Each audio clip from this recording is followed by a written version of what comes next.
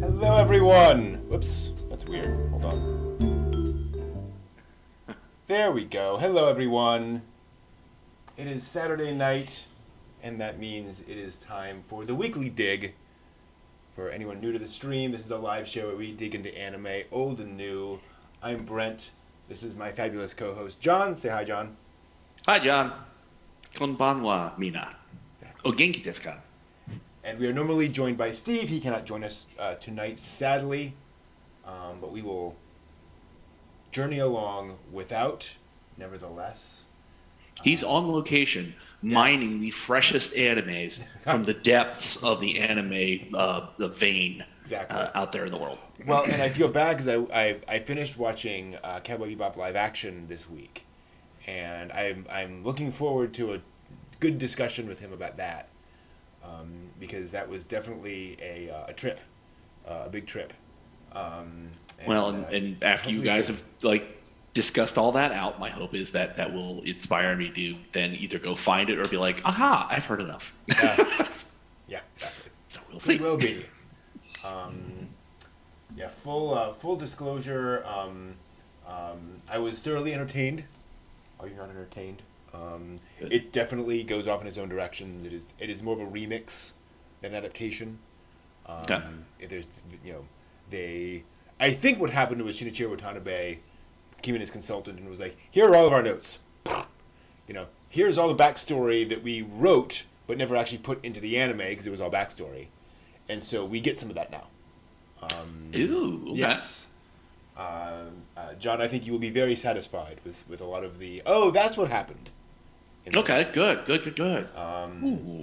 Although that also then goes off in different directions, like different things happen, like in the actual plot of the story, and then some things are just changed, like Faye's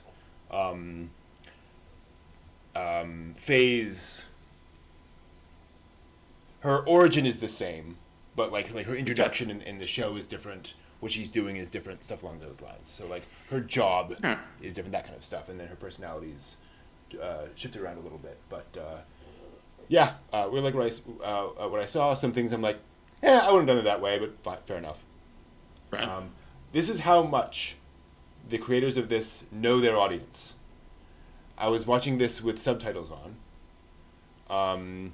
It is. I don't think it's it's a spoiler to say that there's a scene in the live action series with Spike walking into a church, like a cathedral. Right. And as he walks in, it starts playing Rain, the song from Battle of Fallen Angels. And the subtitle is Rain Begins Playing.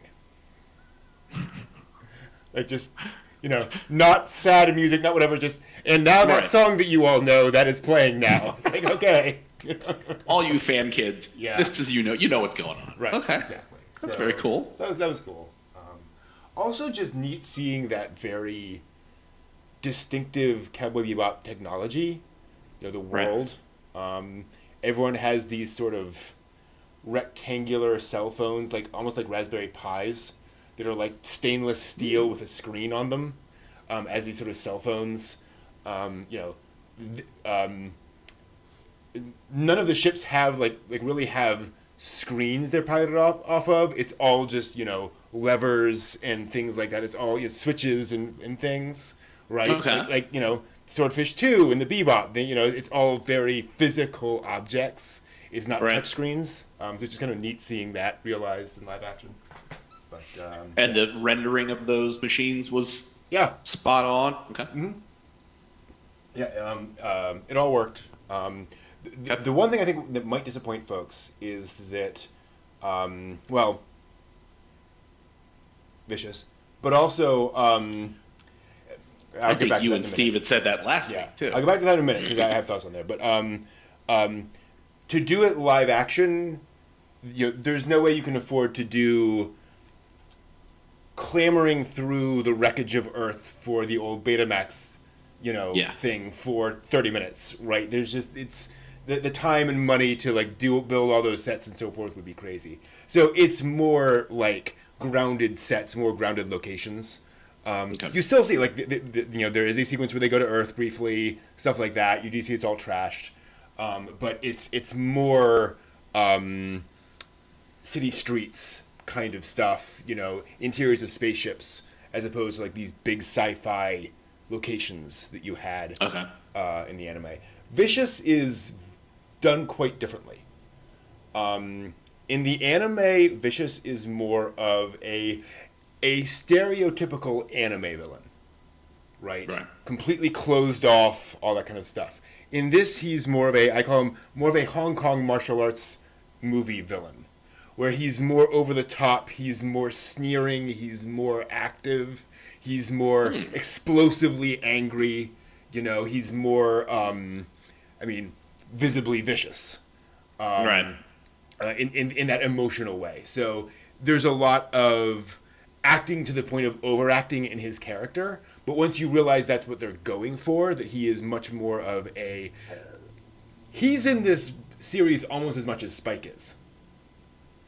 There's a lot of Vicious in this. Yeah, so I'm going to kind of spoil this. Like, this almost becomes the Vicious and Julia show for a while. Yeah. Oh. Yeah. Okay. So there's all that going on as well, of that whole plot thread, how, what's going on in the syndicate and all of that, and so you get a little bit more of that side of the story. Now, do you get more of Vicious's backstory? Yes. Okay. Because that was what I sorely wanted more of for the anime, where I'm like, I want to know more about Vicious and what was going on. You will get all of that. Yeah. Nice. Not to get into a spoiler, you will find out what the rose falling in the puddle means. Yeah. I thought it was Rosebud from Citizen Kane. Yeah.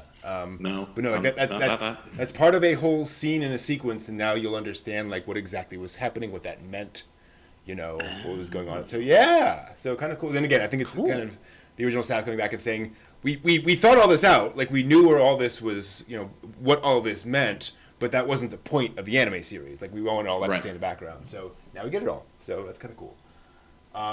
So Vicious. I will also say, I will probably repeat all this when Steve comes back too. I don't think it's a spoiler at this point. Ed does show up at the very, very end. At the very end? Very, very end. Like literally almost a post-credits teaser reveal of Ed. Ed is mentioned throughout the show as a contact that they have. Okay. And by the way, Ed doesn't show up until like episode 8 of the TV series. People forget this. Like, it does take him a while to show up in the show. But yeah, when's the Data Dog thing happen? That's like episode 2, I think, 2 or 3 of the anime series. Because I always every time I see Ein, because Ed is so linked to Ein, it always drags Ed forward in my mind into the series. It's like, when we see the Data Dog, Ed's like shortly there behind. Yeah, no, it's like, no, actually not. Yeah, and I think that is kind of where they're going. Is they're like, okay, we're hoping we get a season 2, and Ed will be part of the plot in season 2. Okay. But Ed is a lot.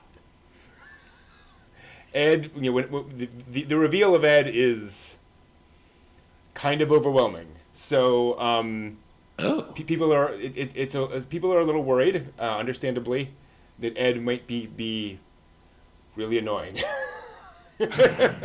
So hopefully that was kind of there's extenuating circumstances of what's going on in that sequence. So it could be that that's just kind of that's not exactly how they're going to play it. But yeah, it's memorable. I'll put it that way. and hopefully that's the whole point. Exactly. Is that from there it will get better. That's right there. It's memorable. Interesting. Yeah, okay. Exactly. But yeah. And I will say, and Captain, you only watched the first episode of Bebop Live Action. The first episode of Bebop Live Action is a pretty close remake of episode 1 of the anime series. So it's Asimov Solensen, it's Red Eye, it's all that plot line. It starts diverging dramatically from that point on. So you start getting very different plot beyond episode 1. So FYI, Because I watched episode 1 and I was like, okay, we're going to get basically, like remakes of 10 episodes of the anime series. No. Right.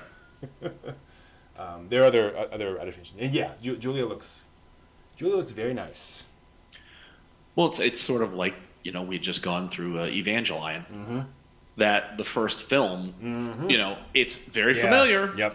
And then it starts off, so it's got you like, right. Oh, okay, I get how the things work. I get how things are happening here. Yeah. And now we can go off into some uncharted territory and do other things. So yeah. I could understand doing that for the live action too, to be like, okay, everybody feel good. We all feel comfortable. We know where we are now. Now let's go tell a story. Totally. And by the way, and again, without getting into spoilers, the end of the season is very much an ending. Like, it does feel like, okay, if we stopped here, like, this would feel like a coda to everything that's gone on in this season. Oh, wow. Yeah. Okay. Yeah, very much so. Like, there's hints at things where things could go, but this very much feels like, okay, like, we've wrapped up all these plot lines. Oh, wow. And okay. We know where this could go, but in the way of, like, a Castle Cagliostro, where, okay, further adventures may happen, maybe these characters will see each other again, but right. This is tied in. But we're not here to talk about Bebop.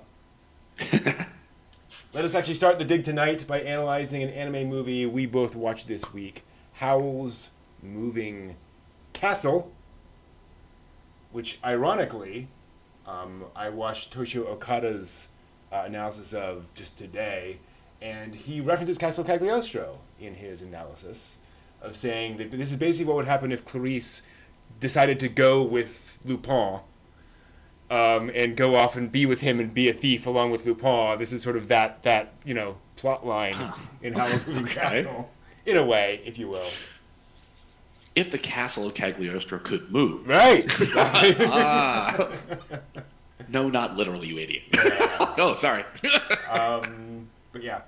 So Howl's Moving Castle, famously originally going to be Mamoru Hosoda's film debut, as he was hired into Studio Ghibli.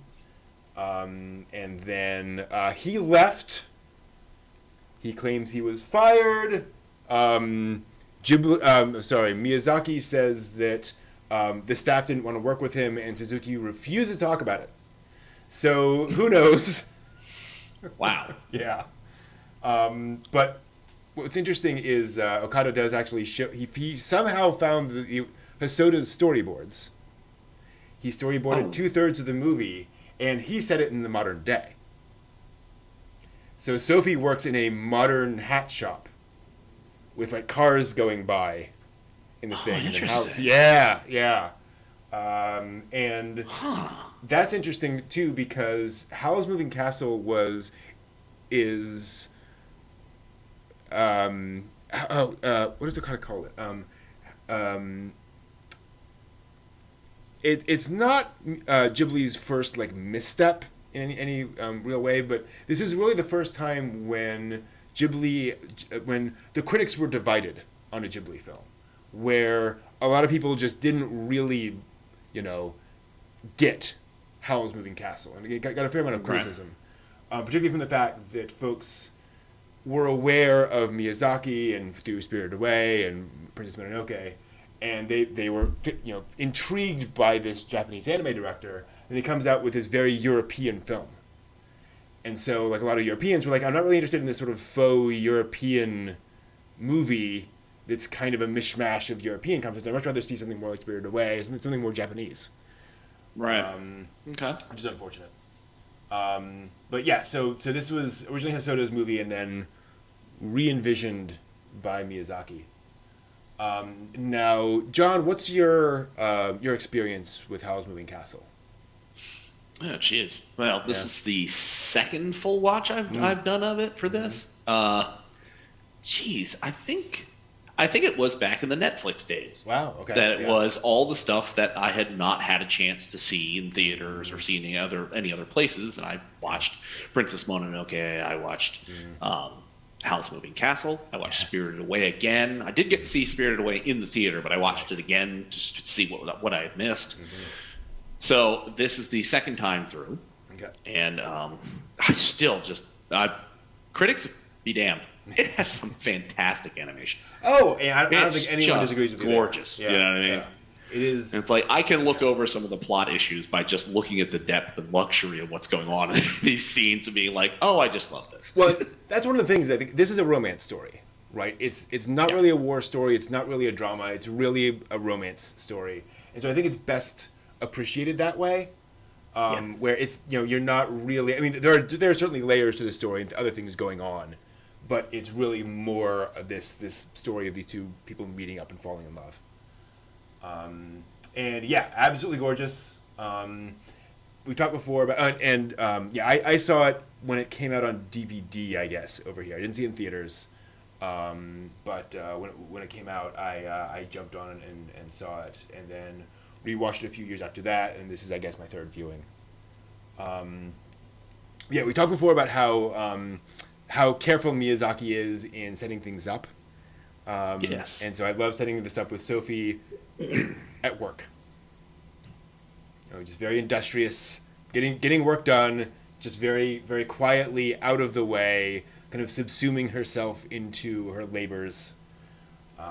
Very much. While everybody else in the building is having a grand hi-ho good time. Mm-hmm. Yep, absolutely. Apparently, Sasami from Tenchi Muyo, her English voice actress is one of the teenage girls in here. But I have no idea which one because she's not using Sasami's voice. So right. Yeah. That's kind of a neat thing. One of the things I wish I'd looked up was like the hat that Sophie's sewing. Oh yeah. It's like the significance of things that she's sewing on it. What in flower language does? Right. Yeah. My God. Because I'm sure that's entirely what's going on right there. But I did not look up what the flower language was for what she was sewing. Me neither.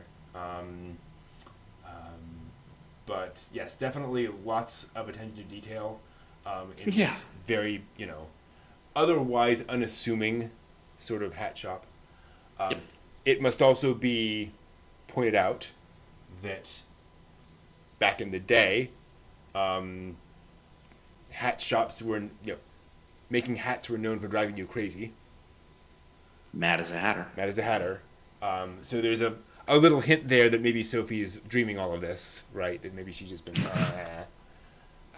Too much mercury to make the top hats set correctly. Yeah. Oh, okay. So who knows? But yeah, and we get the train coming through, the planes, well, not the planes, but the sort of skimmers flying over. Yeah. Lovely stuff. And then Sophie going around, and again, this is kind of Miyazaki showing off of, see how much animation I can command. Yeah. Jeez. Just, yeah. It's just gorgeously done. It's like, oh my goodness. It is. And so Sophie walks around. We see all the soldiers, and we see Sophie kind of accosted by two soldiers, and it's like, a little uncomfortable. Yeah. And this is also where, you kind of establish that she's not in her 20s, right? Like she's significantly smaller than these guys. So probably, certainly in her teens. And she was malnourished. She's still small. So probably, an adult in the, eyes of society, whether she's, 21 or not, if you will. One of the things that I got when she's sitting at her workbench and she looks up, the train's about to come by. There's an awful lot of Anna Green Gables kind of facial expression on her at certain points. Absolutely. And her slim structure is very reminiscent of Anna Green Gables. As is her dress. I mean, that is very much an Anna Green Gables, that plain so it's dress. Like I got a lot of vibe out of that where it's like, okay, it might not just be that she's necessarily 15, which I'm sure she is, but that she's also got this kind of waifish kind of aesthetic that seems to have drawn from other subject matter, perhaps. Absolutely. Sort of like the Ghibli mustache here, or nose, or facial structure, or any of that. We will definitely get some noses in this movie. Oh yes, we will. But yeah, no, absolutely. Almost Spirited Away noses, really. Yeah, absolutely. And it should be pointed out, to that point, there's that classic sort of European aesthetic, the Heidi, Anne is obviously Canadian, but still, definitely we see that here as well. British Canadian, exactly. So she's accosted by these soldiers, and of course Howl shows up to kind of rescue her. And there is a detail here, which I'm going to see if I can see. Yeah, I can. So it's really hard to see in here, but you'll notice when Howl puts his hand on her shoulder, his ring glows. Oh. Because as we find out later, she has mana. Yeah. This is not his first time meeting Sophie. Right? Exactly. And his magic knows that. So it's resonating with that. It's like, I don't think he recognizes her, but I think the magic is kind of resonating there. That's a kind of cool little detail. And then off they go on a lovely thing. I remember watching this the first time and thinking, wow, Miyazaki is totally doing Mishonen. Like, Howl is absolutely like, he should be in a singing group with a bunch of other pretty men, in a TV anime series, making girls' hearts explode. He's that's the backstory that we're supposed to know just somehow. Right. Secretly his idle days behind him, he's decided to dedicate himself to warlockery. Yeah. Cool, neat. And Marco will be, the backup singer. Right, and what was it? Platinum End. What was that thing we watched that had all the vampire boy band? He's broken away. He's doing a solo career now. He's away from platinum people. Whatever. Oh, joyous! The Justin Timberlake of wizards. Yeah, exactly. Nice. And so Sophie goes to her sister, meets with her. And we get a little bit of backstory about wizards and witches being no bueno in this world. Yeah. I do like the little thing where her manager comes in and says, "You can use my office," and she goes, "No, I need to get back to work." And then they go and hide somewhere. Yeah. Gotcha. No, you just need to not be in his office. Understood.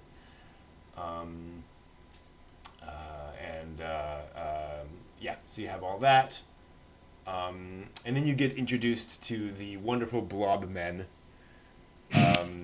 which are just such classic Ghibli style, weird antagonistic creatures. Yeah. And you know what they reminded me vaguely of?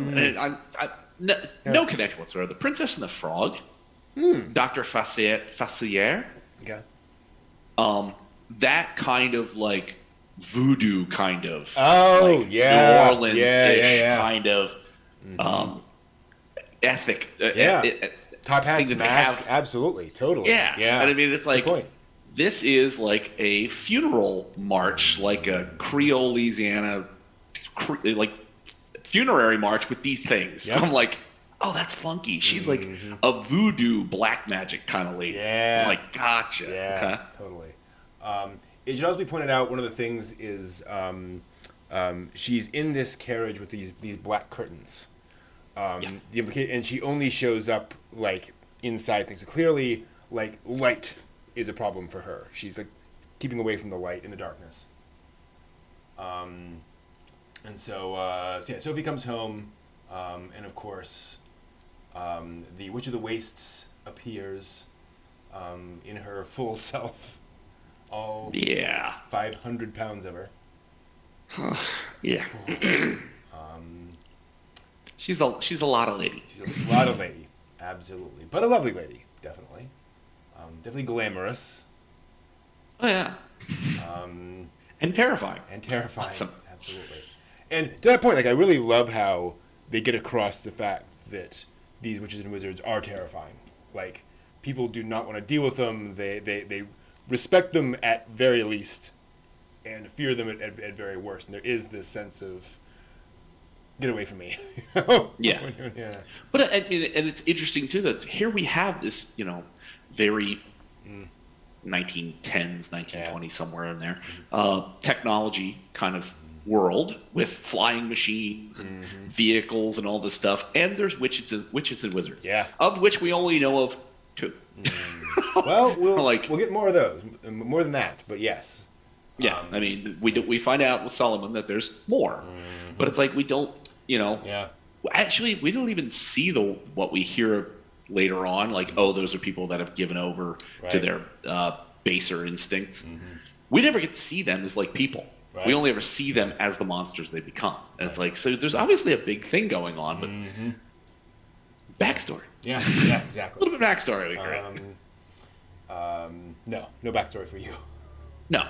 I have to know it already. Right. I've done my homework before I saw the film. And I'm glad you brought that up about the time period. Miyazaki had said going into this that there were a couple of books that he had always wanted to like adapt into use as inspiration for film, and they were these and I forget the titles, but they're these very sort of Jules Verne-esque illustrations of kind of 20th century technology kind of reimagined as flying machines and so forth and so on. So he's pulling from a lot of that too, and this is clearly, to your point, said to be like World War I, era, right? Just with those things kind of worked in their little Austro-Hungarian town. Yeah, exactly. Well, in fact, Toshio Okada thinks this takes place in is it Alsace-Lorraine? The French-German, like between France and Germany. Yeah.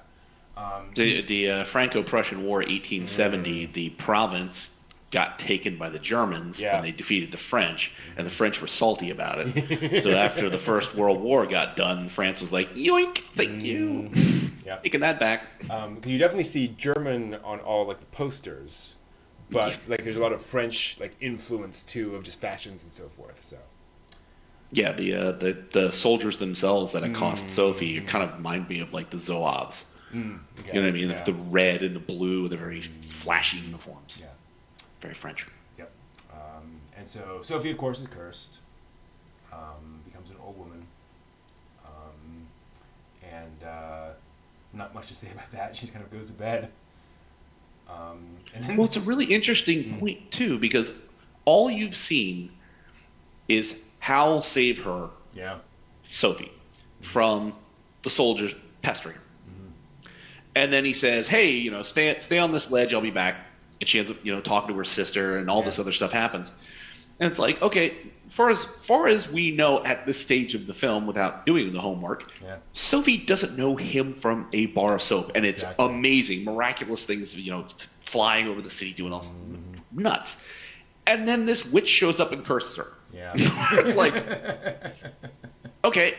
When you watch to the end of the film, it's like, oh, okay, I understand how this fits with what's going on. But at the moment, it's like, what does the Witch of the Waste just like knock on random doors? Be like, hi, I'm going to curse you. So Okada brought this up. He said, imagine watching the Castle Cagliostro entirely from Clarice's perspective, where, girl runs from convent, drives away, random thief shows up and rescues her in her car. She gets taken back to the castle. Her teacher throws her clothes off and turns out to be a mercenary. The thief shows up again, rescues her, and then she's kidnapped again, is forced to take a pill. She wakes up to watch the thief get, exploded in front of her, and then she's rescued. It's like, what's going on? Yeah, a little mind-bending. Yeah. So that is very much kind of the experience of this movie, is we're seeing everything from Sophie's perspective, despite the fact there's clearly lots of history between all these characters, and there's lots of stuff going on. Yeah, agreed. Like I said, once you've seen the entirety of the film, what the Witch of the Waste is doing absolutely makes sense. Yeah. And it's like, it's just, at this moment, it's like, wow, rando curse. Just handing them out in the public square. Hey, you, nice hat, you're cursed. How about you? Those are great looking shoes, you're cursed. Well, and I think it's such an interesting tension in the film that by doing this, you don't know if witches and wizards are just crazy. Yeah. If they just kind of go around doing this randomly, or if there is a method to their madness, if you will. Right. And we do find out later, oh no, these are all, there's all cause and effect in all of this. Right. But yeah, it does. Well, I mean, the Witch of the Waste, she comes off being just dripping with luxuriant evil. Yeah. Not crazy, not unbalanced. No. Completely cool, level-headed, and just, like I said, dripping with evil. Yeah. So it's a really, it's an interesting take on like how witches and wizards are. Yeah. Yeah, absolutely. Yeah, and so then we get to meet Sophie's mother, who is a bit much. Yeah. Well, her sister, really looks like their mother. Mm-hmm. Sophie, not so much, oddly. Yeah. We never see her father. I'm assuming she takes more after her father physically. Well, this is not Disney, so the mother's alive and the father's dead. Here we are. Yeah. Oh, God, makes total sense now. Yeah, I do love the battleship hat. That is just Miyazaki being a little over the top there. Although I just noticed it's a Tormekian shield, I think, on the plume, that little like orange thing. I think I see that in Nausicaa somewhere. Interesting. Yeah. I thought it was like literally a medieval helmet visor kind of could be. thing. Yeah. It's like, I don't know. I'll have to look. With cannons. Yeah. And again, flowers, because they are, you get a good look at that hat. Mm-hmm. There's a reason there's flowers. They're doing whatever the language of flowers means. Mm-hmm. Those are the thing. Yeah. Again, you did your homework. We know what it is. You don't do your homework, you have no idea. No, definitely not. And so Sophie decides to leave because she's embarrassed. She doesn't know what's going on. And I will admit, this is my point watching the movie, where I started getting a little annoyed or a little frustrated with the movie because so until this point, really, in Miyazaki's career, his protagonists tend to be very clearly directed. There's something that they're trying to accomplish, something they're trying to do, or something that they're like clearly running away from, or trying to explore and learn and so forth and so on. And Sophie just kind of wanders off. She doesn't really have anything to do. She doesn't really have any direction. She hasn't the first idea where to start clearing this curse. Right. And so she Which, I mean, that's about the only thing you have for it. Yeah. Is, she's got to figure out what to do about the curse. And it's like, okay, she's, obviously she's 90 years old, so she's not, there's not a hot minute where she's running down the street screaming, Howl, where are you? Or Witch, where are you? Yeah. So she's proceeding at a leisurely old person pace. But you don't get a real sense of like critical mission. Yeah. Mm-hmm. And it's like, are you trying to emphasize the fact that now she's 90? So that even though she still mentally should be like a teenage girl, are you trying to emphasize that no, once you're just made to be 90, now you start to think of things like, oh, I should get some cheese and put that in a bag, and I should get some bread, and like you get easily distracted and you sort of wander away, and it's like, so you're trying to give us a realistic representation of an older person who is trying to set out on a mission, but kind of doesn't have the mental acuity to do it. Like, it's confusing, honestly. I mean, it's a weird kind of thing with her. It is. And I think kind of part of the charm of the movie is that our protagonist doesn't have that drive, and is just kind of taking life as it comes to her. Definitely different than what we see in a lot of traditional films. It's not Princess Mononoke, that's for damn sure. No, it's definitely not that. It is and it's more of a Mamoru Hosoda film, right? Like a lot of his protagonists certainly have things they're trying to accomplish, but they're more just kind of reacting to things as opposed to having this I must accomplish this thing. So it's interesting. And so then she rescues Turnip Head, of course. Turnip Head. With no particular, we've just seen her get cursed. She knows that this witch cursed her. Yeah. And here is a jumping scarecrow. Should that not also be like a moment of, Nope. It's cool about it. Oh, what are you doing upside down in there? Here you go. It's like, Thanks, Grandma. Well, there is, I think, also kind of an aspect of, now that she's in the wastes, I wonder if she isn't like, this is just going to happen from now on. Like, this is just what to expect. There's going to be crazy things every minute here. Yeah. I should probably be careful, like, sitting on rocks, because they'll talk. Yeah. So off she goes, and of course Turniphead shows up, and we have this moment again. I'll see if I can freeze frame it, because he shows up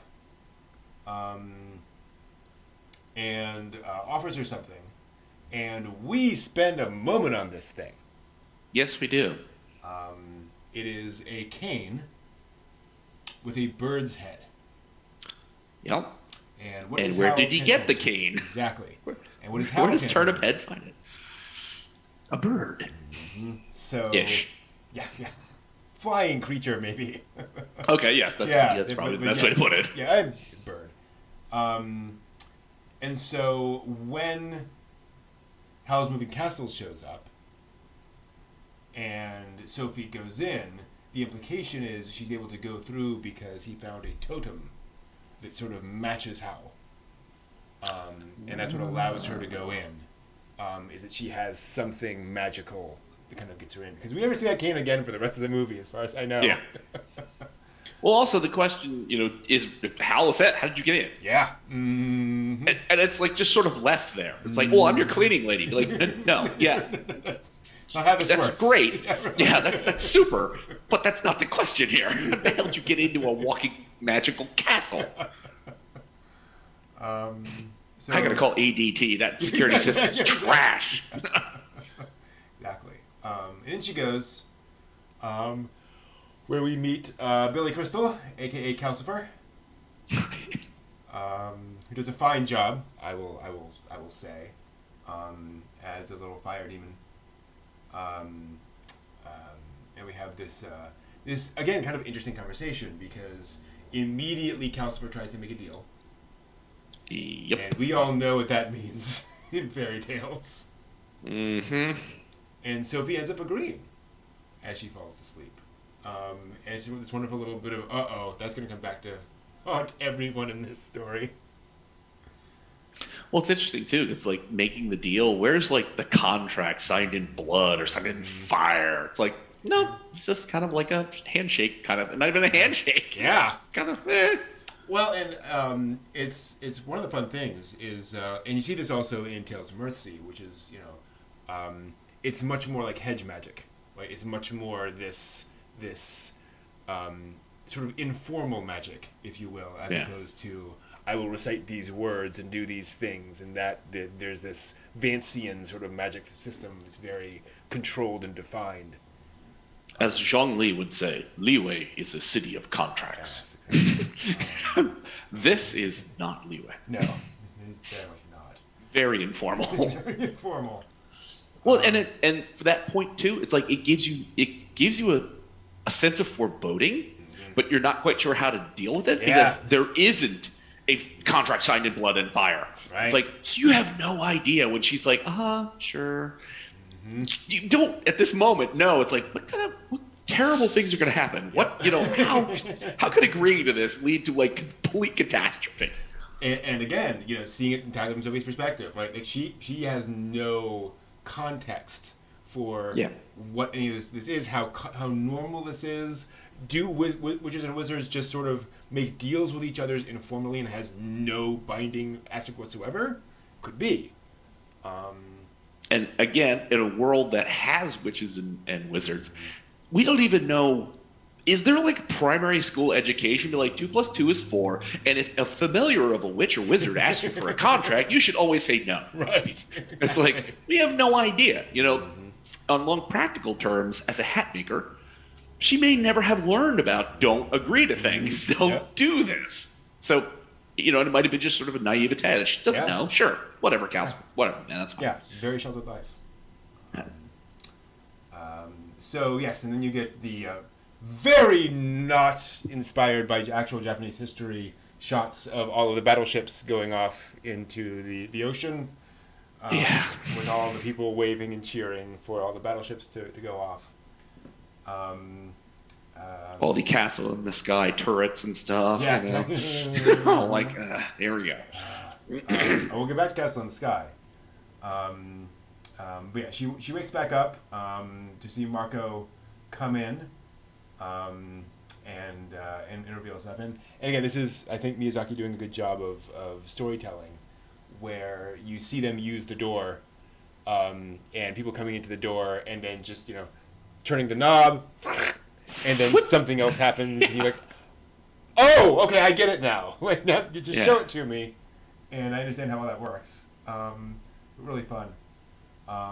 Also, I literally just noticed that Calcifer's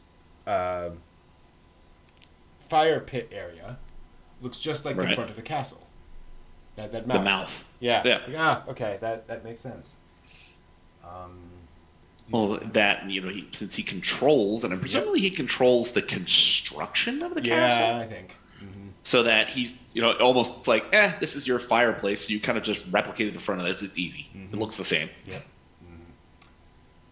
In this absolute disaster zone of a room. Hoy. And again, I love how casual they are about it. They're like, nobody mentions. I mean, Sophie goes, "Boy, what a dump." But Marco's just going around. Yeah, they'll throw this in the book, whatever, and this is just what life is. Yeah, invitation from the king. I'll just throw it in this big rando book amongst all these scrolls and other trash. Here we go. Can you say bachelor pad? Yeah, kind of. Mm-hmm. Pretty much.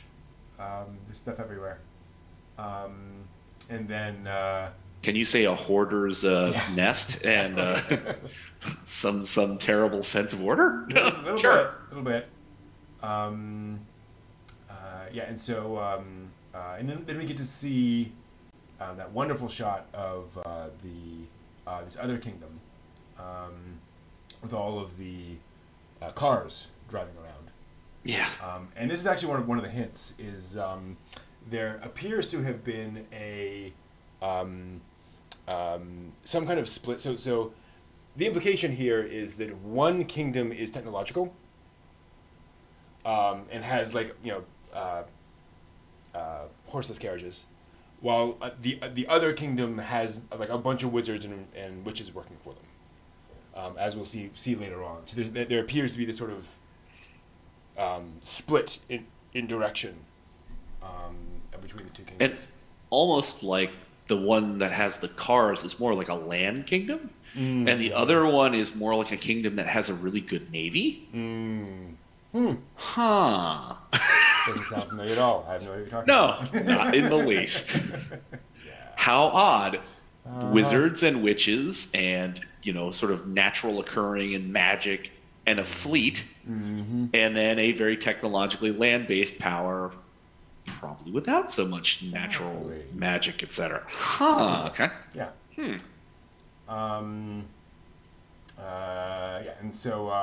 And so here Sophie first begins to sort of tame Calcifer, which opens up our first kind of hint, as we were talking about beforehand, is that clearly Sophie has some kind of magical affinity. Yeah. There's some, she clearly doesn't fear this stuff, and she has some reservations, like some natural, this stuff is dangerous. Yeah, fire bad. Yeah. Where's Steve when we need him? Fire Damn it, Steve. But when it comes to interacting, just kind of getting on with it, okay, let's just get on with it and do what needs to be done. And certainly to your point, this is like a magical creature. Yeah. And you don't just throw a frying pan on a magical creature unless you've got some ability to have it not kill you. Yeah.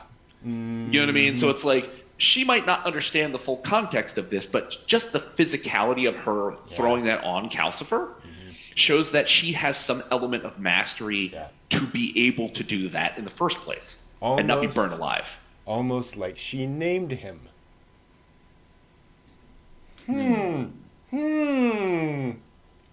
Weird, wouldn't that be?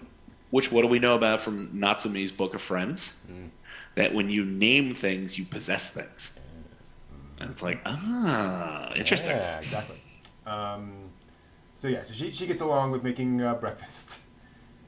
And then in comes Howl. Boy, bacon! Holy cow! Bacon and eggs. Thank you. Oh boy! And yeah, but that bacon's like half a pig. That's like holy cow! that's a lot of bacon. That's English bacon. That's like, yeah. Here you go. Did you ever watch the BBC adaptation of the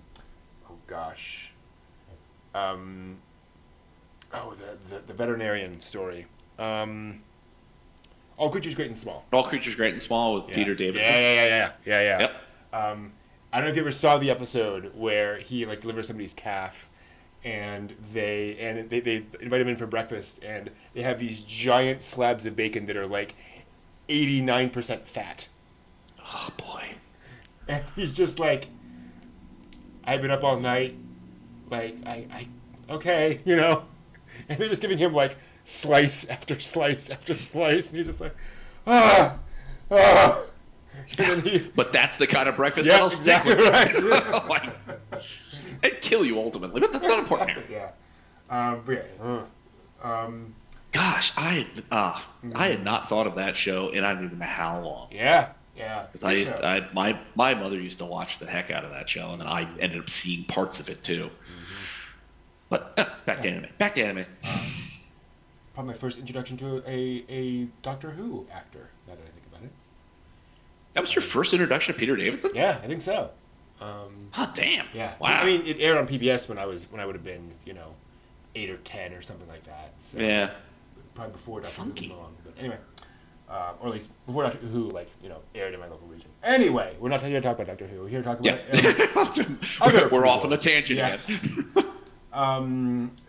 So Howl shows up exhausted. But still gorgeous.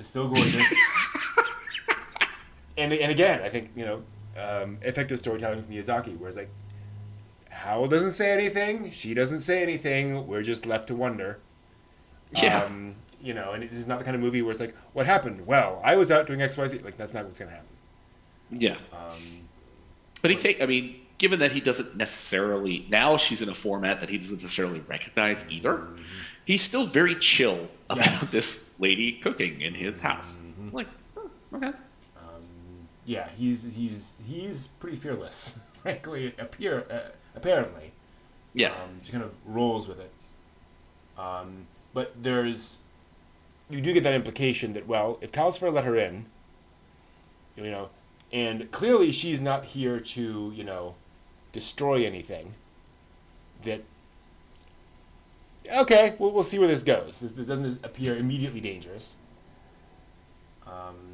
It should also and presumably is confident enough in his own powers, I guess, as well, that he can handle it. What's also interesting is that every witch and wizard that we see is supremely confident. True. And Sophie is not. Like, she is just, she has confidence in herself. But, like, when he comes in, she's looking around, she's trying to figure out what's going on. So she's not carrying herself the way the witches and wizards typically do. So that might also be kind of that. But yes, in goes the eggs and the bacon, and we all get very hungry. And the spell shows up that the Witch of the Wastes left for her in this lovely bit of fantastical, just legerdemain of the paper disappearing and then the seal appearing on the table. Yeah. And we get another little hint of Howl, his personality, as he rubs off the thing burning his hand and smiles while doing it. Yeah. Which, he knows that Sophie has it in her pocket. Because he says, what's in your pocket? And it's like, it's such an interesting character element of him where he knows that that's not really a big super threat to him. He can take care of it. Right. But, he still went through the drama of having it occur versus just literally reaching into Sophie's pocket, crumpling it up, and having it burst in his hand, and then be done. It's like, no, there's a little bit of little theater here. It's funny, now that you say that, a certain book came to my mind while I was watching this movie, and I was like, no. Necronomicon? Now that you mentioned that, The Hobbit. Sophie is turned out of her home and goes out wandering in the wilderness. she's kind of miserable out there. And then she meets this wizard, this very powerful wizard who's very self-confident. And then what does he ask her? What have you got in your pocket? Oh, wow. Right, you know? Just saying. Sophie as Bilbo Baggins. Yeah, kind of. There's again, I don't think it's like a one-to-one thing, but it is odd how many like little that is things interesting in there. And Marco turning into sort of a dwarf. Yeah. You know, I don't know.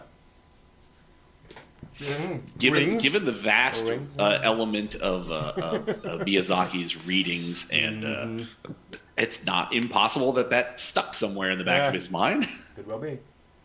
Captain Laser Eyes asks, is Howl a human or some kind of bird demigod thing? It's a fair question. The implication, I think, in the movie is that he is human, but by becoming a wizard, especially at such a young age, he definitely has extremely powerful powers. That makes him, you know, almost beyond human, if you will. Demigod. Yeah. With a bird being his sort of natural wizard form, kind of what he seems to revert to when he does that. I don't know. But yes, so Sophie decides to start cleaning up. Nearly kills Calcifer. I think it's kind of funny. As she's cleaning out the ash. And I do love how Howl deals with that. How he comes in and in a very pleasant voice, you know, turns to Sophie and says, "I'd appreciate it if you didn't torture my friends." Yeah. Just completely putting Sophie in her place in a way that doesn't feel like an attack. But it just feels like, this is what you did, don't do that anymore. But I understand where your heart was coming from, you know? Yeah. Well, it's also interesting, too, to think about the... Calcifer can drive this castle. Mm-hmm. You know what I mean? There's magic afoot here. Yeah. And you can kill him by literally just letting the wood run out. Yeah. Or throwing water on it. Mm-hmm. Like, that's a very powerful but enormously weak, magical creature. You're like, wow. Which I think is again kind of a hint in a lot of the things we see here is that, clearly all these magical things have weaknesses. We see later that which of the waste's weakness is light. Howl's weakness, I'm not sure what Howl's weakness actually is, but I'm sure we can figure it out. Perhaps it's love. I think it's love. Yeah. What's Suleiman's weakness then? That's a really good question. I think it might also be love. Yeah, could well be. She definitely was weak to Howl. It's implied he's who put her in that wheelchair. I do find it again sort of a neat hint here that when she opens the bathroom, it's not just grimy; it's covered in color. Yeah, it's just spattered everywhere, and it's that hint that it's hair dye, as we see later, and it's all sorts of weird color, obviously pigment, perfumes or whatever. But that there's a lot more going on here. I love also there's a toothbrush just like right in there. Yeah. Well, so all I can envision is like his rock star kind of thing where it's got his hair dyeing in the sink and then he does like the Fabio flip where he stands up and goes, whip! And it just splatters on the wall and he's like, I look fabulous. And walks out. Yeah. Like, because that bathroom is, boy. The first time you see it, it's like, oh, jeez. Yeah, the water in the bathtub is gray. Oof. And which again is kind of a hint as to what's been going on with him outside. That he's covered in soot, right? Like he's getting really dirty, not just getting refreshed. This is not one of those where it's like, okay, the bath is ready. I'll start first, then you go after. No. Thanks, no. We're gonna have to waste water here, Hal. I hate to break the news to you. Exactly. I do find it's an interesting comment where Hal's like hot water Calcifer, and he's like, again? And it's just like, Is making hot water rather than driving an entire mobile castle, is that much harder? Like, apparently, it's a burden. Yeah.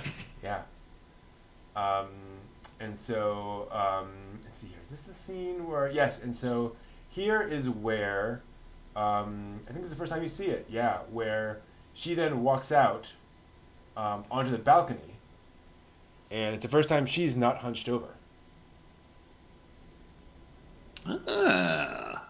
And this is the first time where we start to realize that, her curse is not exactly, just old age. Right. Because her old age fluctuates quite a bit over the course of this movie.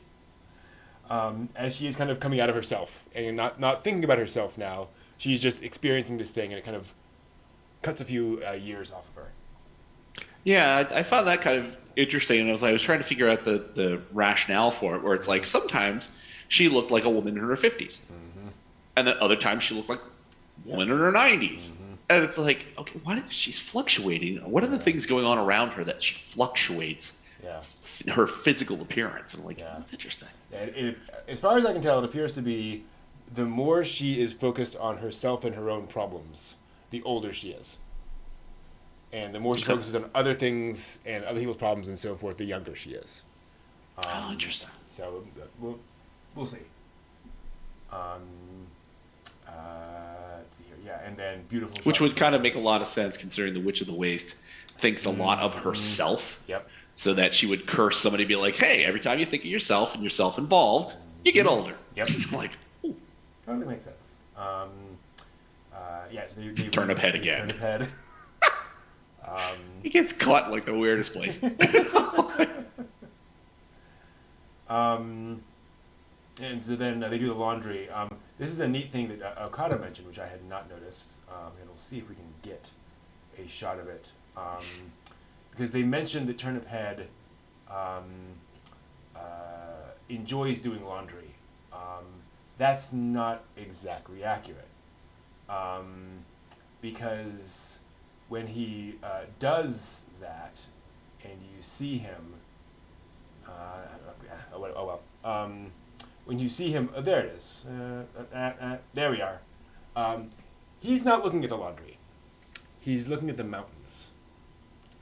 The mountains that are the border between this country and the next country. Giving a hint of where he might be from. Exactly. Yeah. Perhaps. And then we see Howl flying around, fighting airships, as you do in a Miyazaki movie, basically. Cool fight scene, though. With all of these sort of bat creatures and flying around those. And Dresden, yeah. Yeah, exactly. And then in he comes in sort of bird form, and starts returning. And here's where Calcifer kind of gives the audience that hint of, if you do this too much or go too far, you cease to become human. Which is that at the point the bat creatures come out? Is that do they make that point at that time about who the bat creatures are? It's later. Okay. Yeah. And here's where we get that revelation, because he comes in and he looks at Sophie sleeping, and she's 15 again. Yeah. And there's again kind of the this is a more complicated curse. Because when she's asleep, she's not thinking of anything. Right. And we know that Howl knows that, presumably. And I just realized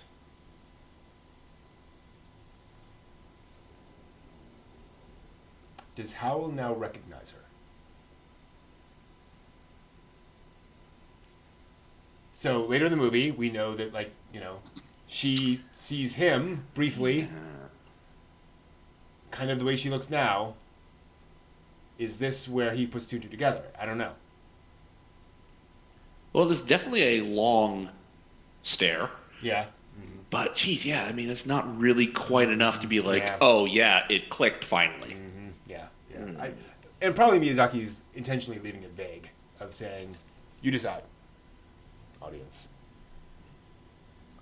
I've given you the tools. Now do the work. Exactly. Man, yeah. come on. And so out they go, and now we see the battleship limping back to port. And by the way, this is actually kind of an important thing for later, because one of the criticisms of the film is that Solomon is like, well, let's stop the war, right? Let's just end this silly war. No, it ain't going well. Yeah, because only one boat that we see. We saw at least a string of ships going out. So it's kind of like you lost everything except for that one. So yeah, the war is not dragging on. It appears. Events have not developed to the prosperity of the nation. Events have not necessarily progressed in a direction entirely favorable to the nation, I believe. Exactly. And I think that totally fits this moment, right? Absolutely, yeah. And so back they come. Howl has his wonderful little pretty boy freak-out moment, where he's horrified by his red hair, which again, a little bit of Anne of Green Gables, perhaps. Yeah.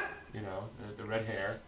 And it also should be pointed out, like there's also like the whole sequence in Anne of Green Gables where she dyes her hair green and freaks out because that's a whole thing where she okay, tangent. In the book and the anime, a man shows up on their doorstep going door to door selling little like bottles of things.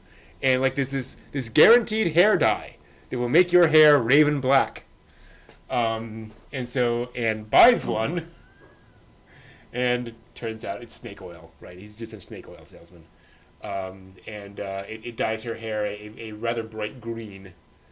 Of course, she does this without telling Marilla at all, because she's like, Marilla might, I'll just take care of it. And Marilla's like out in town or something. And of course, even better, Anne being Anne, she starts to dye it and looks at it. So she has, 2/3 red-haired and like 1/3 green. Oh. So the scissors come out. She does not run over to Diana's and be like, "Help!" Oh no. She informs Diana and swears her to secrecy. And Diana and Marilla and Anne are the only one who ever know what happened. They refuse to ever talk about it to anyone ever. Even Matthew doesn't know? Nope. Oh, wow. Nope. Okay. Just Anne decided to cut her hair. They just decided to do that. To a nice spring bob. Exactly. Lovely. And then things go poorly, shall we say? Yeah. As Howl begins to melt. And again, just lovely, fantastical kind of stuff here. This is what we watch fantasy movies for, is visuals like this, of just weird, creepy goop falling off this person because of what's going on. Well, I love that it's animated so well. You get a sense of the viscousness when she touches him, where it's just kind of like, oh, wow. Yeah, I kind of got that sensation right there watching it. Like, oh, jeez. Totally. It's like touching a frog. It's like gone all weird. Definitely. So Sophie runs away for a moment, which, again, I think in a lot of other movies, you could see this as being kind of a movie about being middle-aged, or about being older, even, of dealing with age in general. Howl arguably is going through sort of a midlife crisis at the moment, and Sophie obviously is dealing with age as well. And so this is the kind of moment that you would not expect of a classic sort of anime hero or heroine, of just running out at the crisis and then kind of standing there in the rain. But it is a very natural human reaction of just, I'm done with this, I can't stand here anymore. But then by the time you get a few steps outside, you're like, I just can't leave this. I no, I can't bring myself to do it. And I just do love the very human aspect of that. And so of course they resolve this by giving him a bath. Let's see here. And then the summons come in. Oh, and then we get Howl's bedroom. His rather busy bedroom. Yeah. Oh. Fantastical bedroom. Very much so. And again, I think this is where you get kind of that hint that of how being kind of childish. That he loves beauty. He loves collecting beautiful little objects. And that's just what he's done here. And I love they're all fantastical in one way, shape, or form. Right. There's always something kind of weird about them. Well, it wasn't ever going to happen because the room was so chock-a-block full of crap. But I, watching it, I'm like, are these all like charms or something? Yeah. Are they like, is this like part of how Howl kind of keeps himself away from Suleiman, how he keeps himself sort of like ducking out when he needs to, that all these things, they do stuff. Yeah. But it's like, we never get any kind of information about it. So I'm going to guess the homework would say, perhaps. Exactly. Well, I know when she walks in, there's an eye on the door that like closes. See if we can see it. Not sure. The evil eye? There it is. And like when she closes the door, the eye kind of moves a little bit as she comes in. So probably a charm there, keeping an eye on things, literally. But yeah, and there's probably a hand of Fatima somewhere in there, or a hand of fate. Manos. The monkey paw. Yeah. And this is where he reveals that he is he's on the run. He just doesn't want to get involved in any of these countries. It's thus hinted that he is not actually from either of these countries. He's from somewhere else, and just kind of ended up here. But he gets a great idea.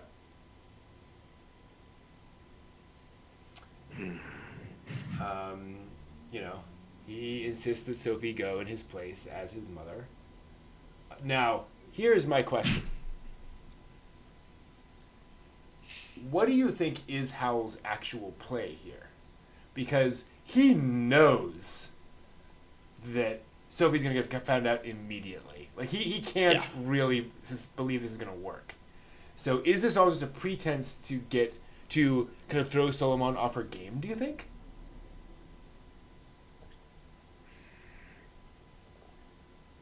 Yes and no. It almost feels like, this is going to sound terrible, but it almost feels like he's putting Sophie in front of Suleiman so that this person who's claiming to be my mother is this woman who,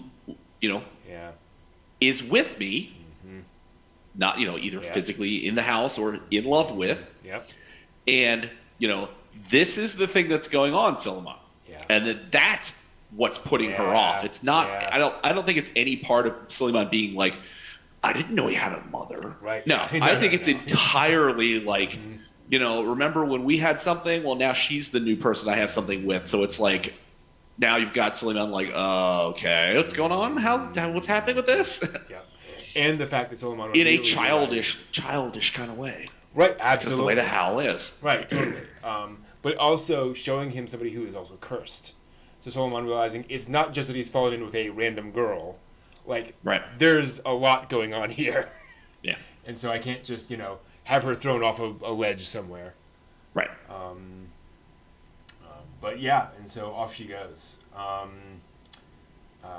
And you get this rather extended sequence of Sophie going for her audience with the king. And of course, more animation, all kinds of things going on, movement, constant stuff, colors. Yeah. I'm like, damn. We just can't stop it. And then in comes the Witch of the Waste. Who doesn't quite fit into her box. But, Nope. And I do love the implication here that like she's not uncomfortable, right? She's not like cramming herself into this box. It's just it doesn't need to be that big for her to fit inside. It's a TARDIS basically. Yeah. But she can't handle the light. So she's blocking herself there. And then up they go. And again, this is kind of one of those things where what I think folks don't get is that the Witch of the Wastes, it's not that she's not struggling because she's old. She's struggling because she's in the sun. This whole thing is to weaken her as she is going up the stairs. This is also where we discover that Heat is actually a person, not a dog. Yeah. Because he weighs as much as a person. Yeah, watching Sophie pick him up, she's like, "Oh, like, oh, here we go." Yeah.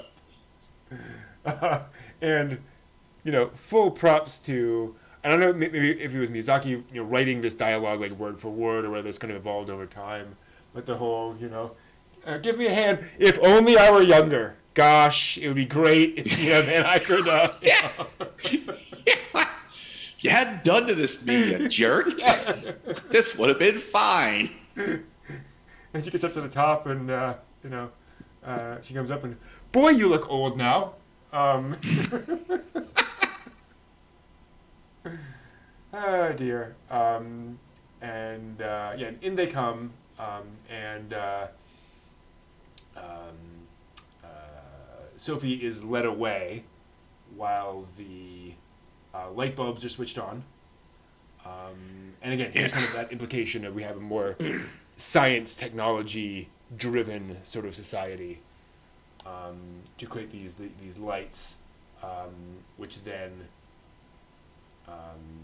a thing happens to her. Yeah. Well, the lights reminded me of. Have you ever seen the hieroglyphic where it's the Amarna light bulb? Mm-mm.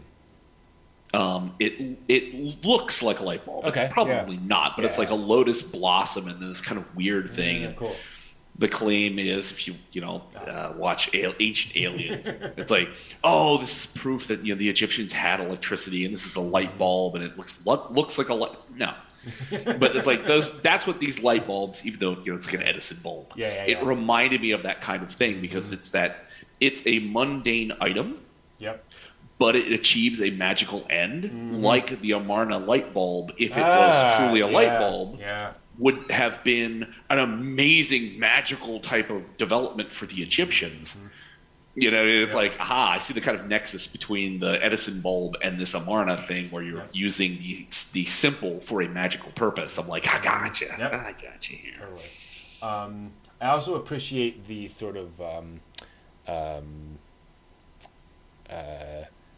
how they show the sort of shadow creatures appearing around the Witch of the Wastes. Yeah. Which we will then see in a few moments, but kind of like here's what it looks like when somebody's power is being drained away. Yeah. This is clever.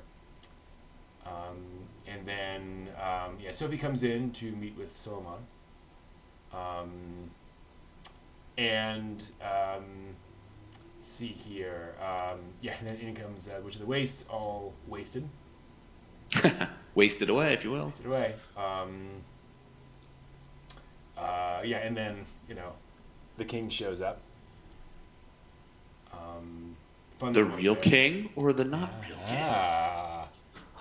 Exactly. Really a very sort of Cagliostro-esque, as in Count Cagliostro, sort of character, very big, blustery. But I think to your point, John, I think this is also all part of the plan. That this is Howl saying, I was summoned, I showed up. I'm here now, so I've technically done my duty. I can leave. Yeah, I've responded to the summons. I don't need to deal with this anymore.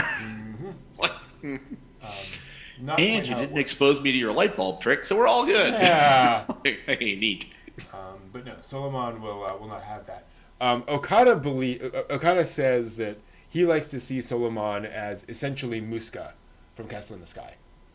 Okay. She is this very power-hungry, calm, collected and very calculating character. I think that definitely tracks with what she does here. As she tries to take out Howl. Hell hath no fury like a woman scorned. Indeed. And so, Howl begins to transform. We know that's bad. And then off they fly away with, again, more ridiculously gorgeous animation. Yeah. We get the rings as they fly off there. And I love, you get this. It's such an interesting transformation of the Witch of the Waste. Yeah. Where you go from, why is this, grotesque woman doing this to Sophie? What's going on? To she gets her powers drained. Mm-hmm. And it's like, it actually feels like you could feel the malice towards her drain away. Yeah. Because now when they're flying and she's just a doddering little old blob, it's just like, she's actually a nice character like this. Like, absolutely. She's a little weird, a little goofy looking, but wow, you drained the malice away from it, and now she's like this nice little character. Yeah, absolutely. Not what I would have thought. No, not what I was expecting. Yeah, definitely not. I think the first time I saw it when those lights went on, I was expecting I'm melting. Be like, oh wow, you killed her. Like, nope. Mm-hmm. You just made her a nice doddering old lady. Mm-hmm. Cool. So off they fly. Let's talk for a second about all the page boys that look exactly like Howl. What did I say about a woman scorned? Yeah. I think Solomon has a thing. And I think they had a thing. Yeah, I mean, exactly. Totally. So with that many page boys, you think she was a congressman? Never mind. Yeah. And then Sophie flies back over her hometown, and this is where I think really one of the big themes of this movie is returning. Coming back to things after time. We should definitely see this here, where we're now. How far into the movie are we? About halfway. A little over halfway, and already that town feels alien. It feels like she's left that behind, and she may never see it again. It's really cool. I don't think they're Howl's children. I think they are. They are images of Howl. I think she has created them to look like Howl. Yeah, they're magical constructs. Yeah, that's what I suspect. Which, I mean, think of Witch of the Waste. Mm-hmm. She has her blobby guys. Yep. That do things. Mm-hmm. So it's like Suleiman easily could, whip up a batch of Howl pages. Yeah, exactly. What? One fell off the roof? Let's make another 10. Exactly. Yeah. Whatever. That's actually the Japanese myth thing about Izanagi and Izanami. But yeah, and so Sophie comes back home, spends the night, and Miyazaki toying with our hearts again, because Sophie gets up and starts walking around, and she's not old. And you're like, oh, like, obviously the curse isn't broken, but has something happened? Like, can she come back? And of course we realize that it's a dream. As she sort of walks into Howl's heart. And I love the image of, like, ventricles in here. She's, like, walking through the ventricles of the heart. That are full of children's toys, of course. It's called plaque.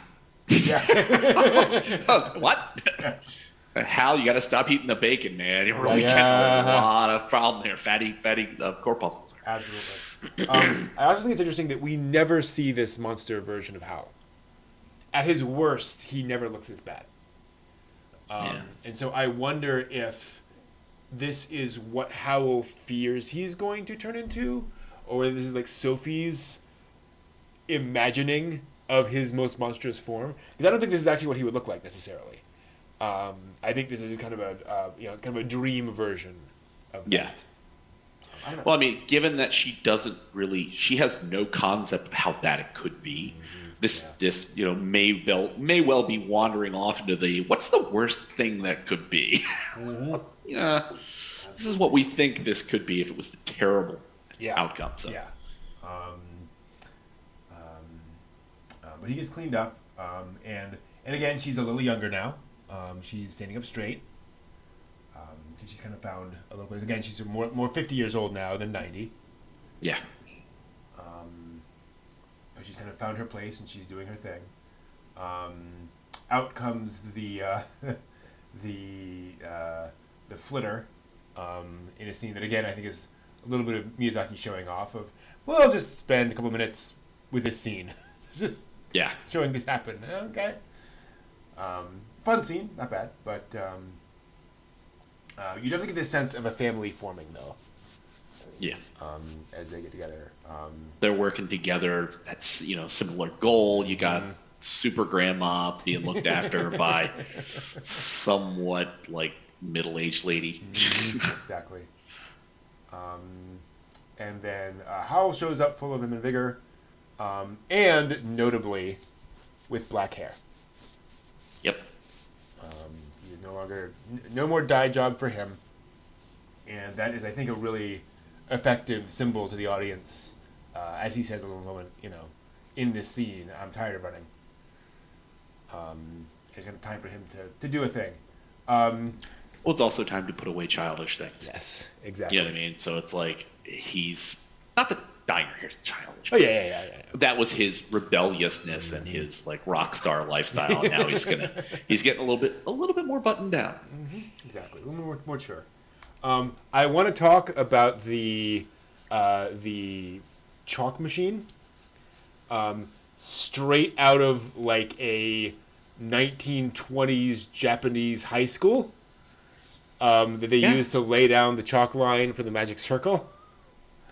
Because again, I think that is that very they lay down for Taisho baseball girls. Yeah, I mean, totally. And I think again that is kind of a little bit of a hint of that there's a certain, crossing of the magical kind of the timelines here a little bit, maybe. Then where is he possibly pulling this from? Because it sure doesn't look like something from this part of the world. Yeah. Who knows? Although great, I guess you'd have cricket fields and such. Well, you could have baseball. Yeah, it's true. It's full on baseball team. So this is easily a line painter from a baseball diamond. Good point. So, is Miyazaki a big baseball fan? I suspect he's as much a baseball fan as anyone in Japan, which means significant. So this might be that I love baseball. Here's the little baseball thing. Yeah, cool. And so he reforms the house, and again, this is why we watch fantasy films, is for sequences like this of the house just literally shaping and new rooms melding out. It's gorgeous. And I think it's also one of those things that the Ghibli can do so well because they are so good at rendering, just a homey home environment. Yeah. So it's not just seeing this house; it's that when it's done, you're like, oh, I want to live there. And they're back home. And oh boy, how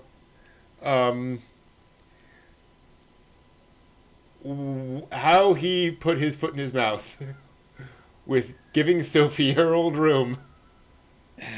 Because you can totally see it from his perspective of, I'm going to give you a taste of home. You're far away from everything. It's a bit of nostalgia. And she's like, this is not what I wanted. Yeah. Oh, goody, back to drudgery. Yeah, exactly. No, that's not what's going on, Hal. Come on, man. What are you doing? But it should be pointed out, like, throughout this entire sequence, like, she's 15 again, basically. Or she's maybe, in her 20s. But she's definitely much younger, especially as they go around in the again, absurdly, gorgeously rendered fields. Yeah. And I've got to give Miyazaki and Sophie full credit here that she realizes what's going on. And I did not realize what was going on in this scene until she said it, that Howl is saying goodbye. That he's setting all this up to say, and here are all the things so you all are safe and happy and okay. It's like, oh. Right. Yeah. The doors don't go all the same places anymore. They go nice places and safe places. Yeah. Like, oh boy. And I love it that he doesn't deny it, right? Like he's not going to lie to her. But obviously I don't think it's his intention to go off and die or anything. But he's like, right. Yeah. And she gets old again because of what's happening now. Now she's thinking about herself. She's thinking about, the implications for her. Yeah. But yeah, airship shows up. Very, very Miyazaki, or very Nausicaa airship, actually, now that I'm looking at it. And so he has all the bombs and everything. Yep. With a very, let's be honest, very sort of the line, the lines of which side is it on? Does it really matter? I mean, boy, isn't that sort of a Miyazaki Takahata kind of a line? Yeah. It's bringing death and destruction. Does it really matter whose? Mm-hmm. Yep. The causer of it, it's still going to cause death and destruction. Yep, totally. To quote Doctor Who, no matter how much you're sure you are right, you never know whose children will burn. Yep. Wow. Yeah. The Doctor gets serious at times. Yeah. Yeah, and then obviously, we learned that she's in love, which didn't really surprise us. Yeah. And then Mother shows up. Again, not really too much to say about the scene, other than we all kind of know what's going on. We suspect it's probably Solomon in disguise. Actually not, but still something being left. And again, I do really appreciate the reveal here that the Witch of the Waste is old, but that doesn't mean she doesn't remember anything. Yeah. And so she opens the thing and no, chucking that out. Here you go, Calcifer. Nope. She knows what's going on.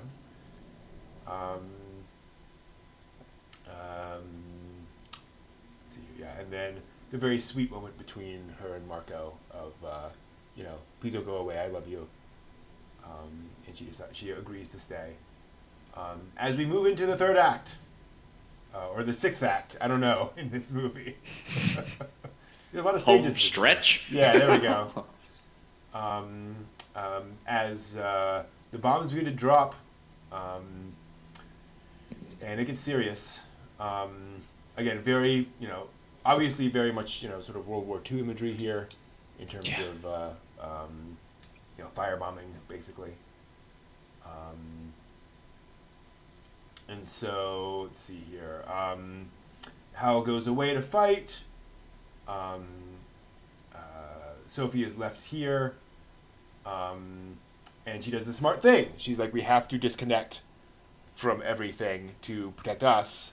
So we have to, disconnect everything by taking out Calcifer, which, sure enough, kind of destroys the castle. Yep. And then they go back in, try to restart it. And Sophie, again, back to her old self. Now that she's thinking about the people and trying to deal with that stuff. He gets the braid. The castle sort of reforms, kind of, sort of, mostly, kind of. Functionally, sort of. Much ridiculous. As off they go. And then we find out where Howl's heart is. And again, this is just such lovely filmmaking. It's obvious when you think about it. There are probably audience members who figured this out before this point, but it just makes a lovely little notification and a lovely little moment. And then the fact that it doesn't really matter whether you didn't realize this up until this point. It's the fact that the witch realizes it and then uses this as a time to go, okay, I'm going to grab the heart. Yeah. Which is bad. And so Sophie does the thing, and again, good callback, where she splashes Calcifer with water the way she'd threatened to. And everything falls apart, literally.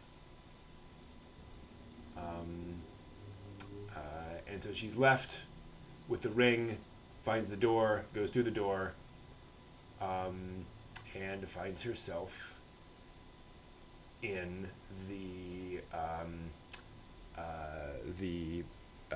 hut.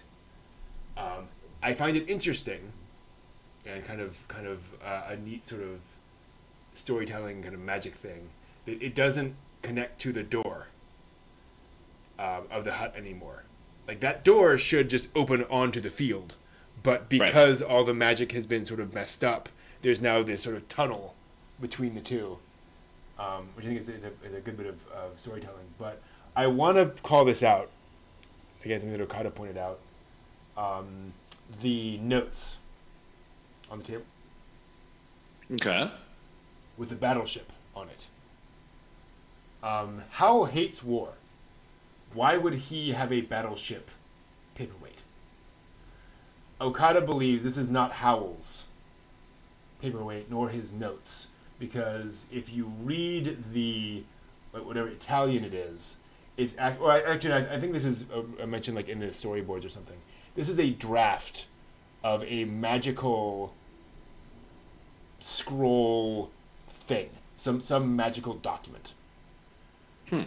Okada believes this is something that Howl's uncle wrote, but he was killed. And that is what essentially kicked off Howl being sort of drafted into the Magic Academy, and put under Solomon's, tutelage. Exactly.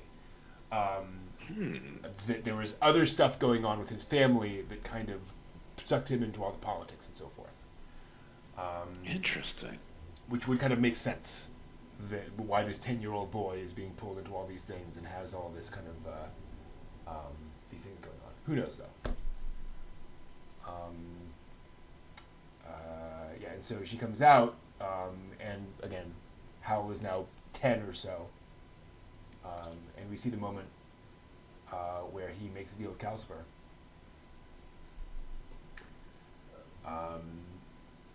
And yeah, which I was trying to figure out, in this world, just random spirits drop from the sky at certain times. It's did we have a reasonable explanation as to why here right now? I don't know. Yeah. It's just that's kind of weird. I always assumed that this was a magical place.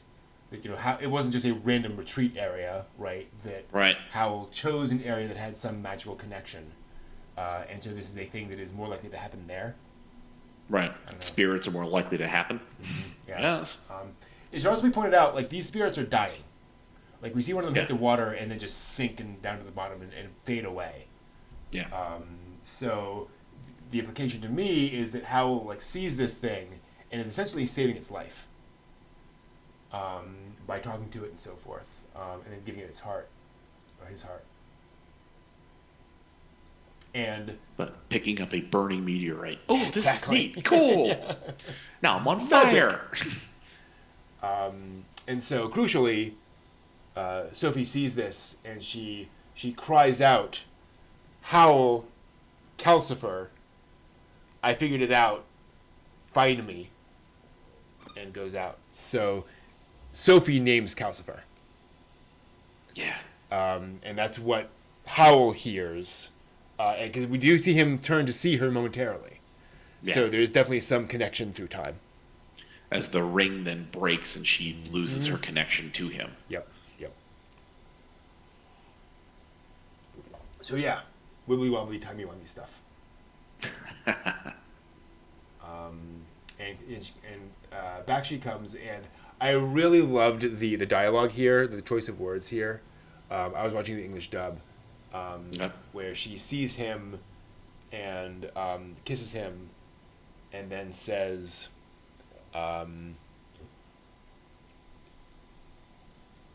"If you can, I need you to take me to Calcifer now." And I just love that permission, that asking that you know, if you're not up for this, I get it, but this is what needs to happen now. And it's just a wonderfully, it's not commanding, but it is kind of directive of, you're kind of out of yourself. I'm not trying to push you beyond your limits, but we need to do this now. I know you're a giant bird thing with one big foot.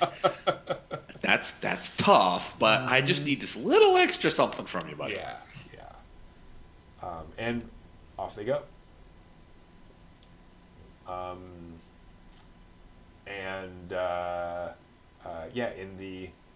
In the worst moment, and so of course she manages to get the heart back from the witch, puts it back inside him, and again I do appreciate that she does like talk to Calcifer and say,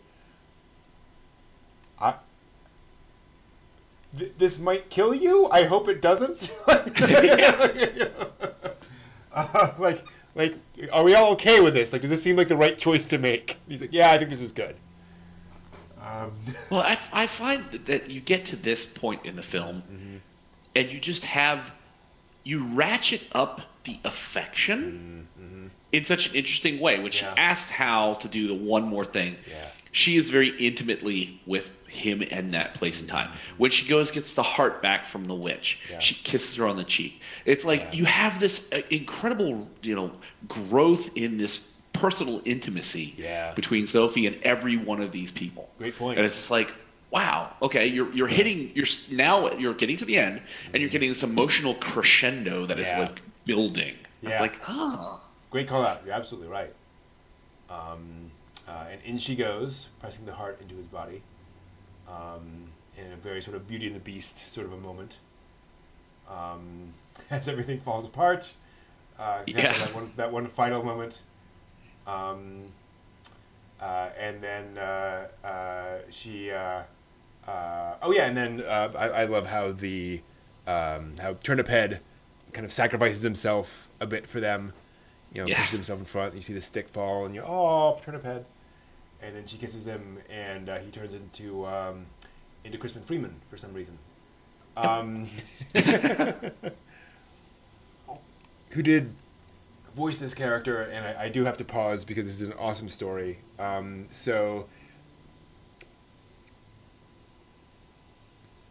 whoever does the dubs, the Disney dubs for Ghibli movies, they always manage to get at least one notable anime voice actor into every Ghibli movie. Just if you look at the credits, like, cool, that person. Washu is in Princess Mononoke. Just fun stuff like that.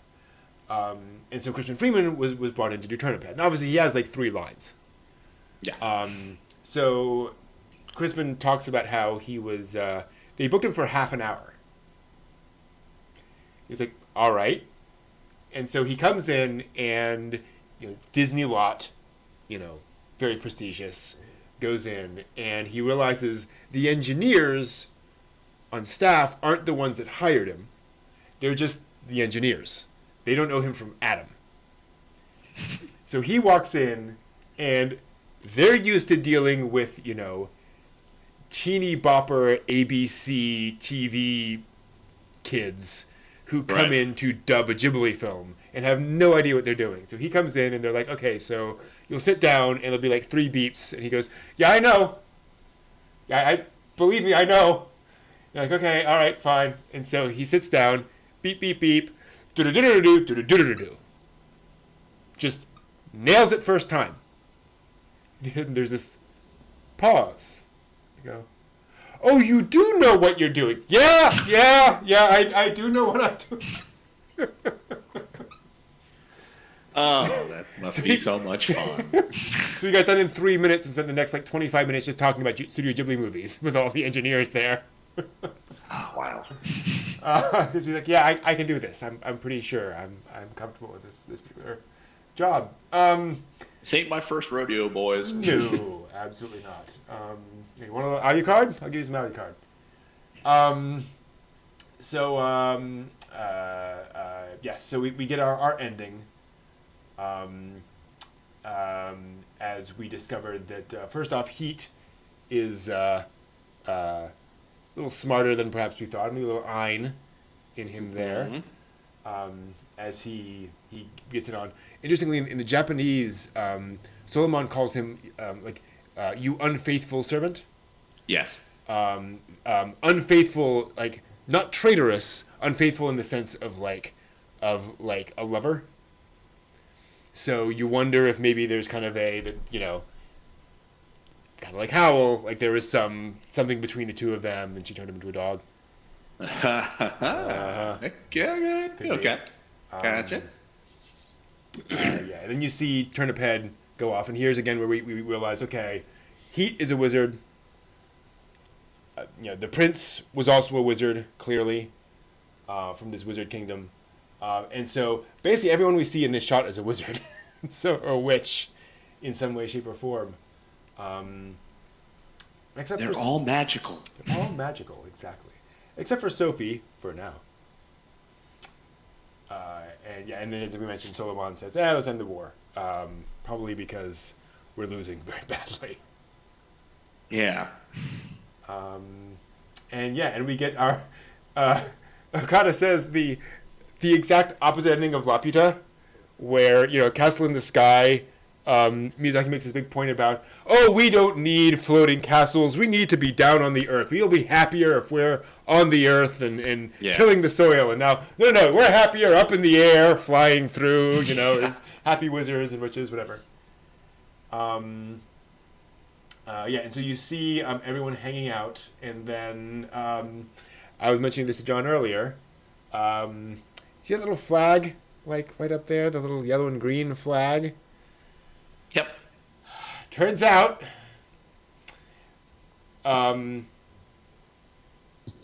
apples and an orchard is a Japanese pun for basically other country or strange country. So the implication is that is the room for Turnip Head. That he's living in that room, but Miyazaki didn't want to be like that cheesy and show literally everybody in the final shot, so he just put it in there to hint at it. I don't know. But we do get our lovely shot of everyone hanging out in their beautiful flying new castle, flying castle, as they're all playing. Which, around. if you think Calcifer had trouble making hot water, how in the heck is he making this thing fly? Exactly. Yeah. Wow, this is extra effort. Be easy. No. It's also pointed out in the final shot. Again, we were talking about this before. This is actually sometime in the future.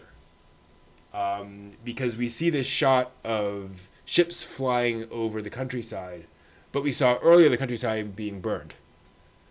So this is clearly sometime in the future, and those are not those are warships. Like, that is a fleet heading out to war. So another war is on the offing. Basically, World War II. That was World War One. Yeah. The cycle continues. Is kind of the hint there, because Miyazaki just can't kind of leave that well enough alone, if you will. Story-wise, we do get this lovely shot of Sophie and Howl, and something's changed.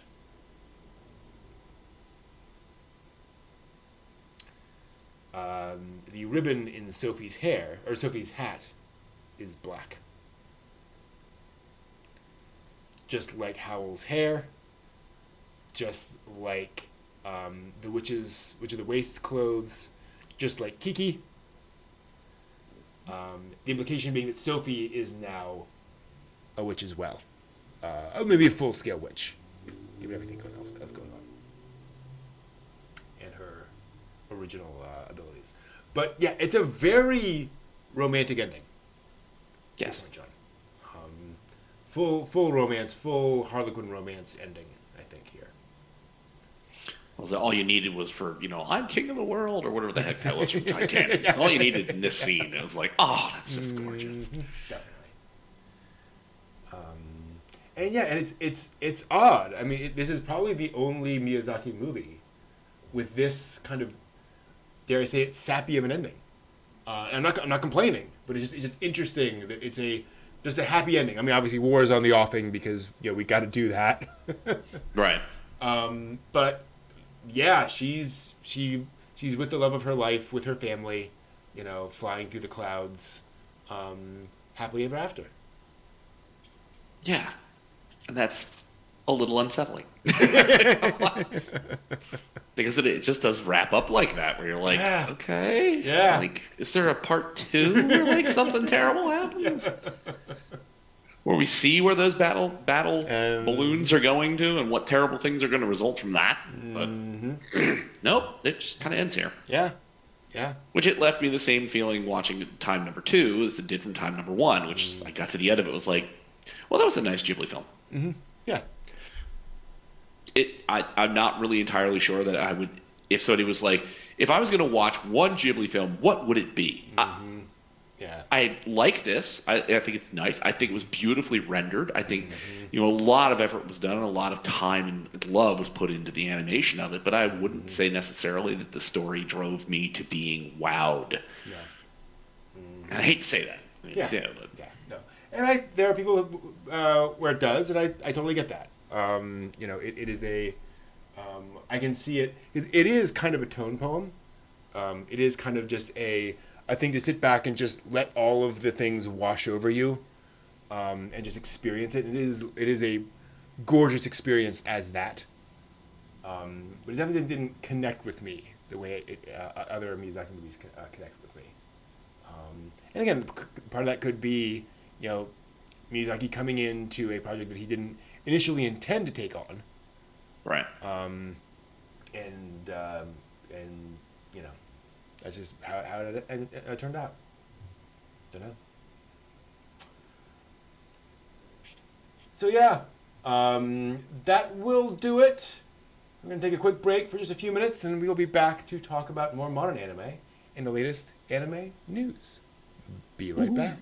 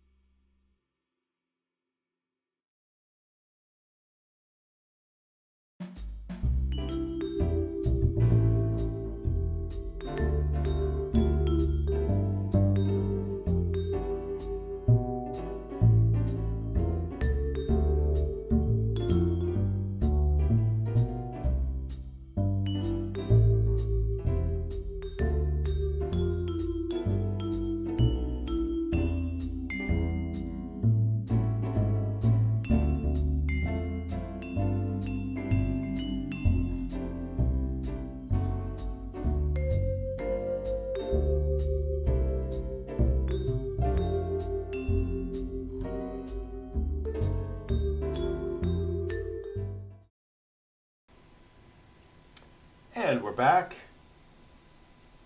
Welcome back, everyone. Let's take a moment, a little breather.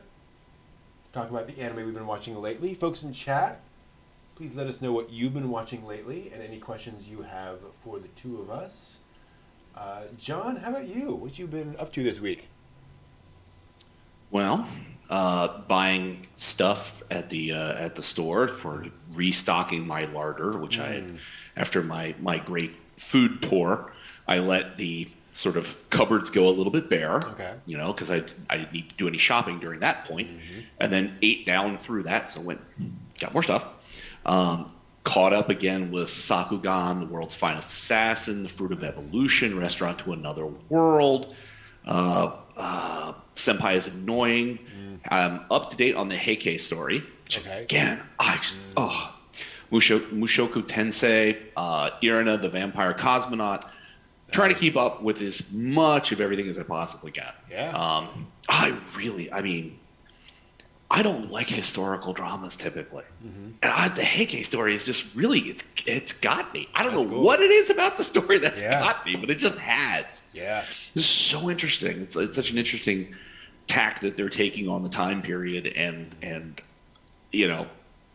I'm really curious to see how they're going to finish this up, because I think it's almost to the end of its run. Wow. I think we're episode 10. Really? Nope, episode 11. Season?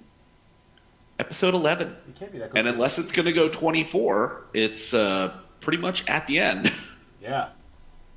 So, it's been a heck of a ride, and it's been beautiful to watch. Nice. And then obviously watching Howl's movie Castle. Exactly. Coming up is what? Winter 2021? That's funny, because the winter season the next season doesn't start till January.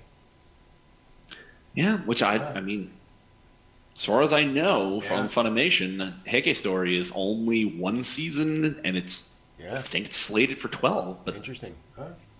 I don't know. Wow. If they pull out a 24, I'm totally cool with that. Yeah, totally. I don't have a problem with it. Yeah, but it started early then, I guess. Yeah, I don't remember when. Yeah. I think by the time we did the anime review, I think it was already on episode 2. You're right. Yeah, so it may have been a bit early. Yeah. So it was like it was a week or two before we did the anime season review. So, it's going to be ending soon, and I'm going to miss that. So, but yeah, stocking up on the larder. Obviously, Thanksgiving was Thursday, so just chilling out and sort of centering. Got to read a little bit more of a manga that I was lent, Scott Pilgrim. Oh, nice. Scott Pilgrim versus the World.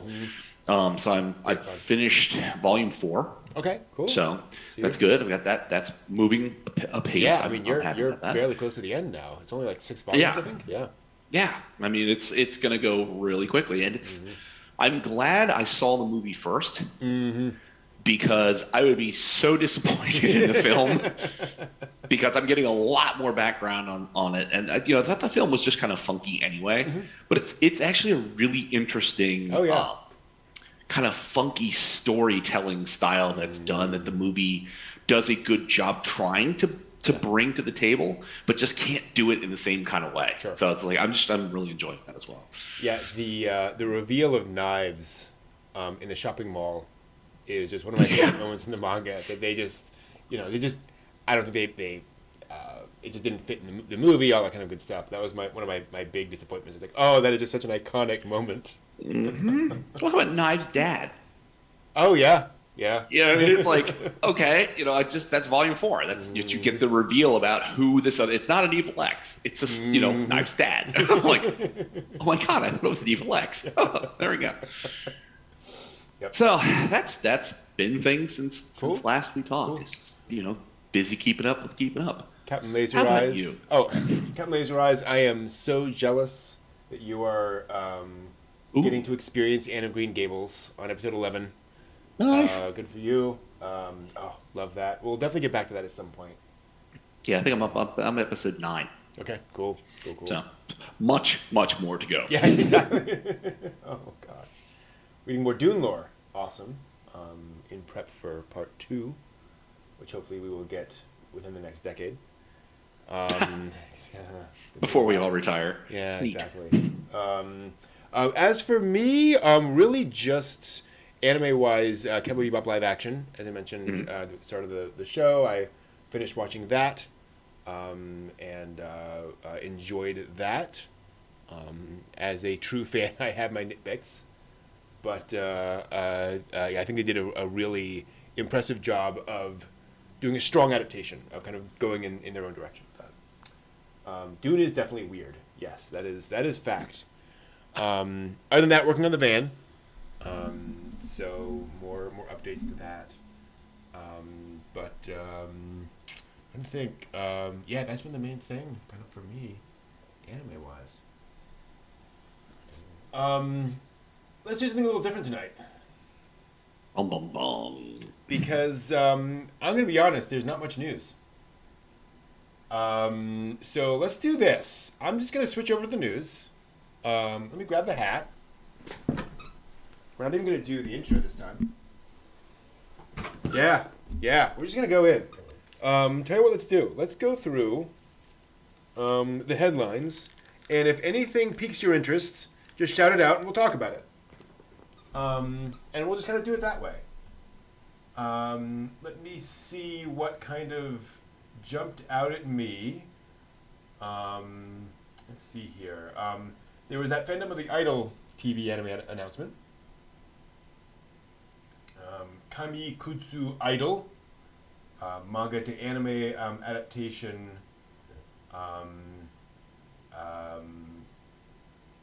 A member of a boy pop band that is doing really poorly, and then a cute girl shows up who happens to be a ghost, like possesses him and gives him the apparently the power to perform well, I guess.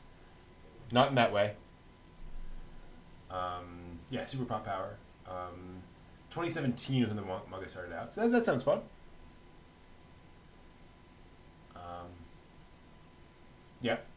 There we go. Totally. Right. Yeah. Sure. Still idols. We're getting an adaptation of the latest Utawareru Mono video game, visual novel, in July. Looks like Kenichi Kawamura, who was a storyboard artist on the earlier Utawareru Mono, is directing this time at White Fox. Cool. And the same character designer as the previous ones, so cool.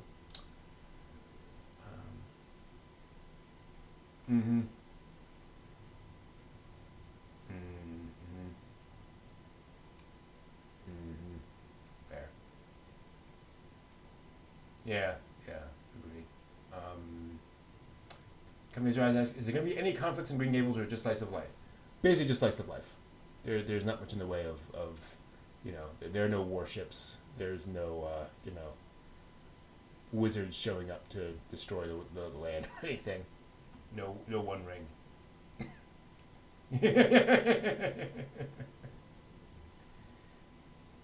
There we go. Yeah, all works out. Skip and Loafer is getting an anime. Yeah. Hardworking girl comes to Tokyo from the country, meets slacker guy. Romance and wackiness ensues. Gorgeous slacker guy, exactly. So, sounds like fun. Of course. Probably.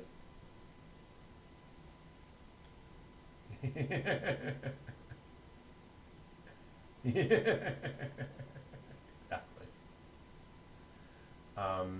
We have the name of the next Precure anime.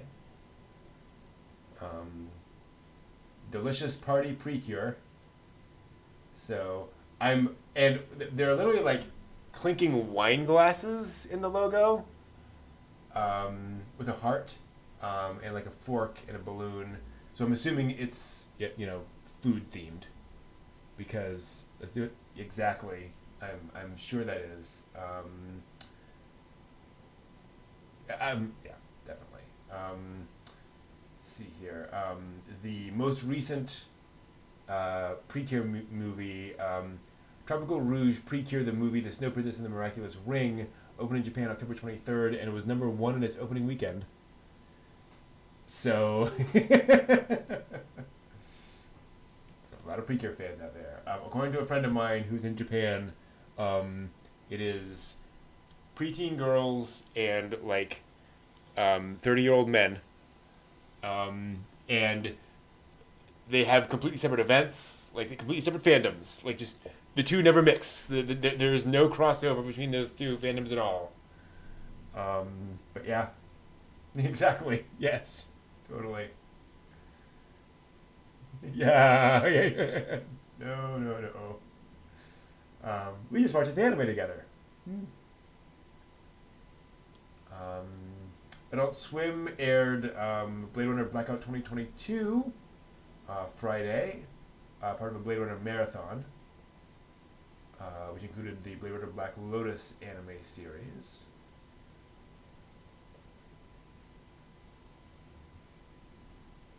Mm-hmm. Yeah. Yeah.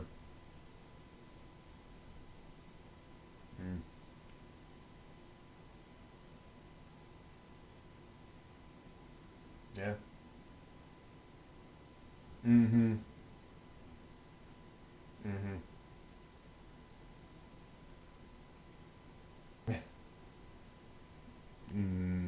Yeah.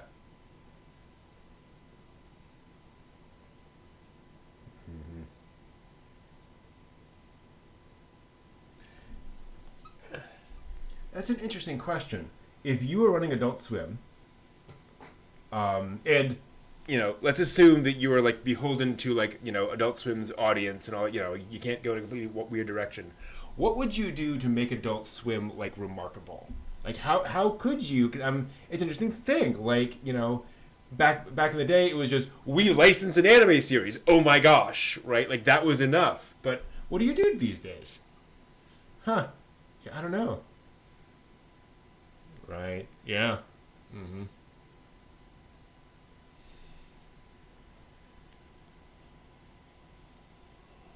Mm-hmm. Yeah. Yeah. Mm-hmm. Yeah.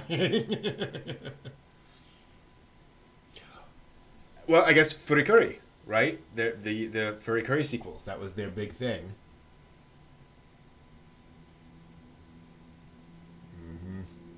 Yeah. And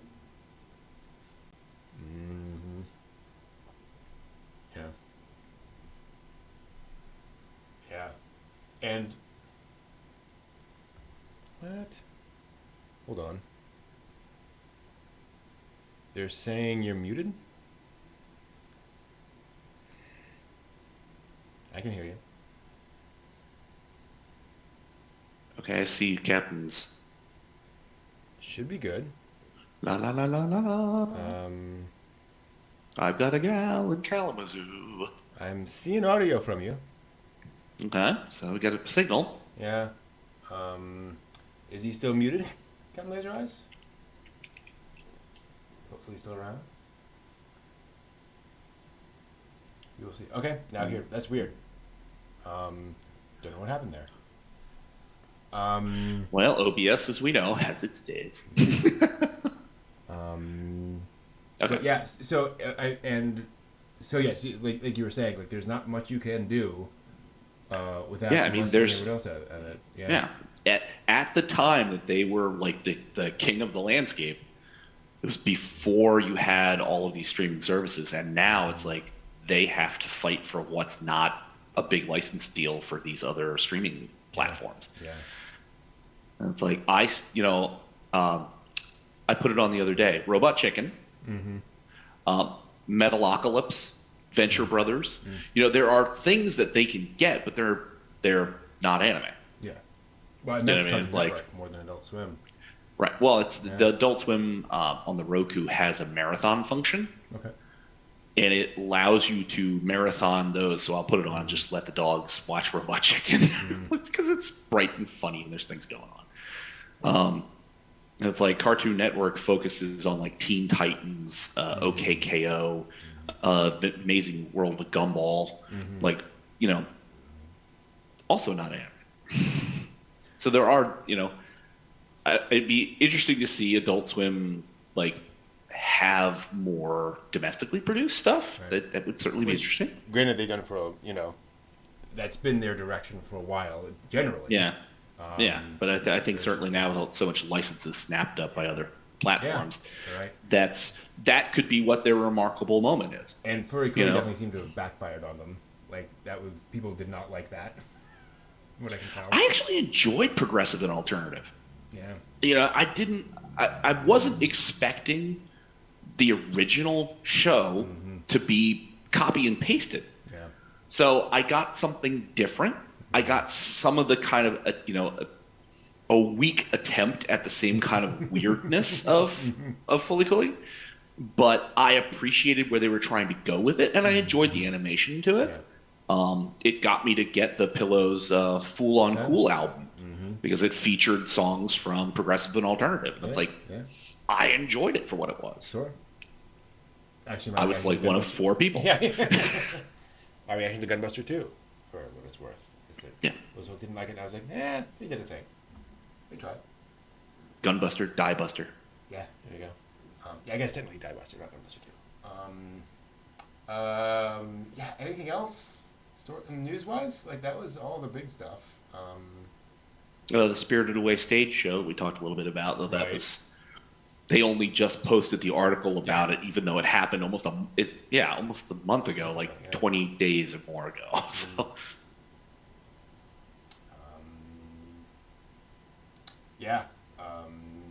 that should be interesting. I wonder, I mean, is that going to be like kind of a revolving stage kind of thing? You know, it's like, how do you get all the interiors of the bathhouse and what's going on if you don't have like some kind of crazy stage, mobility to do that? You don't really need them, though. Like, there aren't that many like locations in the movie. Well, riding on the train through the water, you know what I mean? It's like, so you're gonna have. It'd be good to have a train sequence where you could have that going on, and then have the bathroom with no face, or the bathtub area. The train sequence could just be like a film they project. Like, I don't imagine that being, because otherwise it's, Chihiro sitting there for 20 minutes. Just like there's no action in that sequence. So that's probably even going to be just extremely brief. Now I think about it. To say, I'd like to see all the magic and majesty of it, but I'm asking a lot for a stage show. Yeah, that's the thing. Yeah, I don't know. 3 minutes posted of the new SAO film. Yep. Okay. Which I still not finished War in the Underworld analysization. Just couldn't do it. Well, I feel like I've been through so much with SAO. I was going to say, there's a lot of SAO exhaustion out there among the fandom. Yeah, it's going to be a little bit more before I can sort of turn that ship around and be like, okay, let's visit this again. All right, let's have some fun. Japanese animation TV ranking November 15th to 21st. So the top 1, 2, 3, 4, 5, 6, 7, 8, 9, 10 anime by average household rating in Japan. Can you guess what's number 1? Pui Pui Molcar. Nope. Damn. Pokemon? Nope. Yu-Gi-Oh. Nope. Damn it. We talk about this. We talk about in the panels. We talk about popular anime in Japan. My neighbor, the Yamadas. Saizai-san. Yes, Saizai-san is still number 1. Okay. My neighbor's the Yamadas. No, not that one. Although Chibi Maruko-chan is number 2. Wow. Yeah. Number 3 is also a very long-running anime, but a little more popular in the West. One Piece? No, although it is on the list. A little further down. It's been around longer than One Piece. Naruto. No, longer than Naruto, I think. It's more kid oriented, although the subject matter is fairly dark. Digimon. No. Damn. Detective show. Detective Conan. Yes, Detective Conan. Okay. Number 3. Number 4. It's the big one. It's massive. It's not Demon Slayer. Yes, it is. Demon Slayer. The Kimetsu no Yaiba Mugen Train arc. Oh, boy. He's still number 4 behind Sazai-san and Chibi Maruko-chan and Detective Conan, to give you all perspective. Then One Piece. Then a sequel to a long-running series. Which actually we've talked... You mentioned earlier tonight. Ah, dang it. It's not no, it's not the Uber Totem or whatever the hell. No. Jeez. Maybe I'm showing my age. I can't remember what the hell I said. Long-running anime series by a legendary anime creator. Who did the manga behind anime going back to the 70s. Multiple works adapted into anime, long-running anime. Oh, give it to me. What is it? Yashahime. Oh, the damn Inuyasha it. sequences, yeah. Yes. Crap. Following that is another perennial. It's not Sazai-san, it's not Chibi Maruko-chan, it's... Crayon Shin-chan. No. Nope. That's next. Crayon Shin-chan is? Shin-chan is just below this one. Yeah. Oh, wow. I would never have guessed that. Yep. Wait a minute, did we already do One Piece or Naruto? We have, but it's way longer running than either of those. Oh. Kid show. Captain Tsubasa. Nope. Pokemon. Nope. Way longer running than Pokemon. Jeez. Again, it's one of the Doraemon. Oh. Yeah. Mm-hmm. Doraemon. Mm-hmm. Then Crayon Shin-chan. And then... Crayon Shin-chan. It's amazing. Yeah. Of course, Saizai-san should be most amazing. Yeah, exactly. Like, yeah, totally. Cow. Yeah, Crayon Shin-chan is number 8. Number 9, legendary anime creator. I'll probably give it away by saying this is the 6th anime series for this character. And crew. Which also we mentioned one version of that earlier tonight. Again, legendary character, been around since the 70s. Captain Harlock? But and crew? No. But you got the vintage. Space Battleship Yamato. No. There have not been 6 anime series of Yamato. It seems like every time I look, there's like Yamato 2022, 2199, 2267. I'm like, you kind of lost me here. Lupin the Third, Part 6. Oh, that's right. I'm the Lupin thing again. I was like, dang. And then number 10, harkening back, Tropical Rouge Precure. Oh, there we go. Number 10 on the list. Let's see here. Do we have... They don't actually show... They're showing ratings, not the actual, viewership. So I'm not sure. Is that what that means? It says the television ratings above... Okay, yeah, television ratings above are an estimate of the percentage of the population that watch a given program. So according to this, 9% of the Japanese population watches Sazai-san. 9% of the entire population of their country watch. Wonder what the market share for The Simpsons is. Exactly. It can't even probably get that close. No, definitely not. 7% for Detective Conan. 6.5% for Demon Slayer. Yashahime 4%. Tropical Rouge Precure 2.3%. Again, estimates, but still. Right. How do you get to be a Nielsen family for anime? Can I sign up? Yeah. Is there anywhere I can sign up for this? Totally. I also have the video game rankings. I'm just kind of curious. Pokemon, Mario Party, Battlefield 2042, Shin Megami Tensei, Ring Fit Adventure, Animal Crossing. Wow, Animal Crossing New Horizons. Wow. That is the number 7 most popular game. They did come out with a thing, DLC. Animal Crossing. I've only ever seen like little bits of Animal Crossing. I've not really actually seen enough of it to understand truly what's going on. They have sold 6.9 million copies of Animal Crossing in Japan alone. According to that. And I don't know if that's Famitsu, so who knows? Minecraft, of course, Super Smash Brothers, Pokemon Sword and Shield, Call of Duty, Momotaro Densetsu, Showa Heisei Reiwa Moteban. Okay. Yeah, exactly. I am Googling that now. Momotaro in the Showa? So is this a World War II something or other? Is a board game style video game series in which players travel by rail, ship, and airplane, attempting to acquire wealth through business transactions, buying property, and dealing with rival entrepreneurs and nemesis, such as the God of Poverty. Binbogami? Yeah.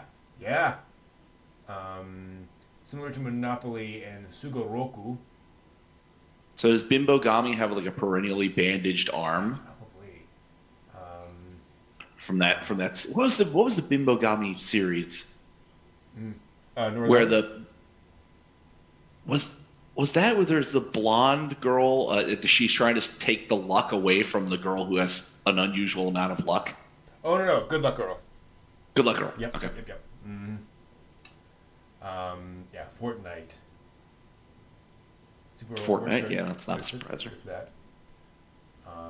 Yeah. No big surprises there. Yeah, that's all I see for the news. Anything else you wanted to point out? Nah, the stage show was the one thing that really caught my attention. I'm like, Yeah. It's Ponyo, the water ballet. Oh, sweet.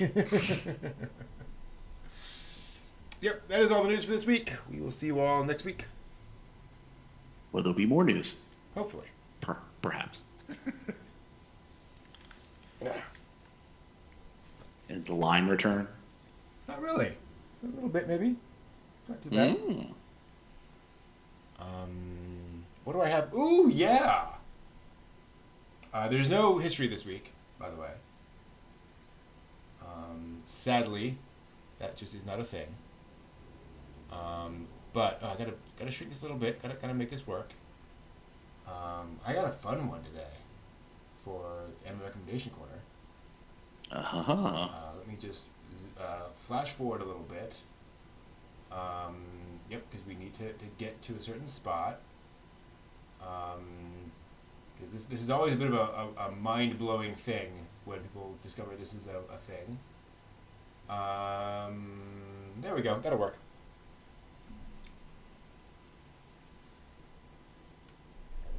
Welcome to Brent's Anime Recommendation Corner, where I talk about anime I love. And I don't know if you all grew up reading the Magic Treehouse books as kids. Stories of a couple of kids brother and sister, who go up to a treehouse full of books and go into those books and live the adventure of the books. This was a little after my time, I will admit, as a kid, but definitely a popular series. Did you know there is an anime of that? There is a full-scale 2-hour anime film adaptation of the very American Magic Treehouse series of books.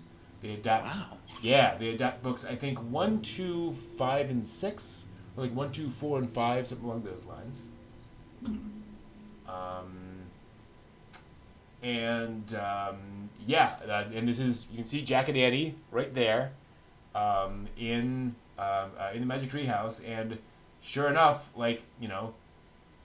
they come at they go to Dinosaur World, in at the beginning of the movie, and so yeah, you get a full scale adaptation of those things. It's really interesting because it is obviously a very loving adaptation, solid budget, and you get these like two preteen kids who are running around inside these environments, and Annie is just kind of running around having the time of her life, while Jack is a little bit more responsible and a little bit more freaked out by what's going on and the fact that they could die. But whatever. Nobody will ever find them. Exactly. Yes. Because it is dinosaur land, and of course, what's a dinosaur story without some of the more dangerous dinosaurs. So yeah, that stuff happens too. And it's just this really fun adventure story. They adapt. So we have dinosaurs. We have medieval England. So we have sort of a knights and swords. Arthurian, exactly, very Arthurian thing. And then they go back to Roman times. And spend time in Rome, in Pompeii. Oh. Yeah. Poor choice. Yeah, exactly. There is a sort of a framing device where Morgan Le Fay is turned into a cute little ferret, and they have to find these 4 seals that are in each of these like environments. They have to go and find all of them over the course of the movie. I should also point out one of the things in this movie, and it's very well researched. Like this very much feels like Rome. All those things are kind of there. All the outfits, even the graffiti scribbled on the walls that they've found that shows up as well. But like the one thing they add, which I'm going to mention here because if you ever show this to a younger kid, there's a later thing in here where, and I'll see if I can find it. They come back. This is a pirate adventure. See if I can find it. Yeah, there it is. And Jack has a nightmare. He's kind of traumatized by the events of Pompeii because he realizes what's going on. Like, they don't live through the destruction, obviously, but he realizes where they are and what's going to happen to all these people that they meet. And he has a nightmare where Annie is trapped and he can't save her. And I'll put it this way, well, sounds anxiety inducing. Yeah, it's kind of intense. She complains about how hot it's getting. Yeah. And it's a pretty intense sequence.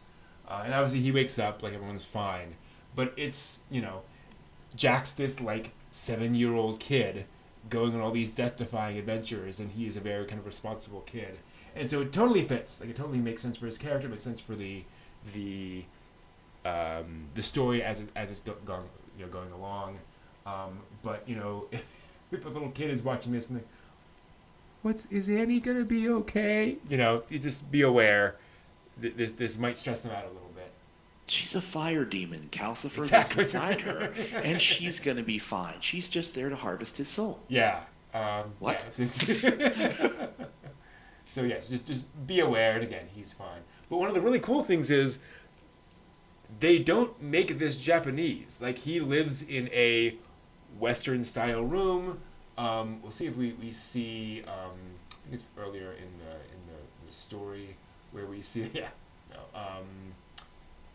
where we see their school. But yeah, no, it's very much that's there. Okay, I'd love to see a shot because they do kind of have some fun with them.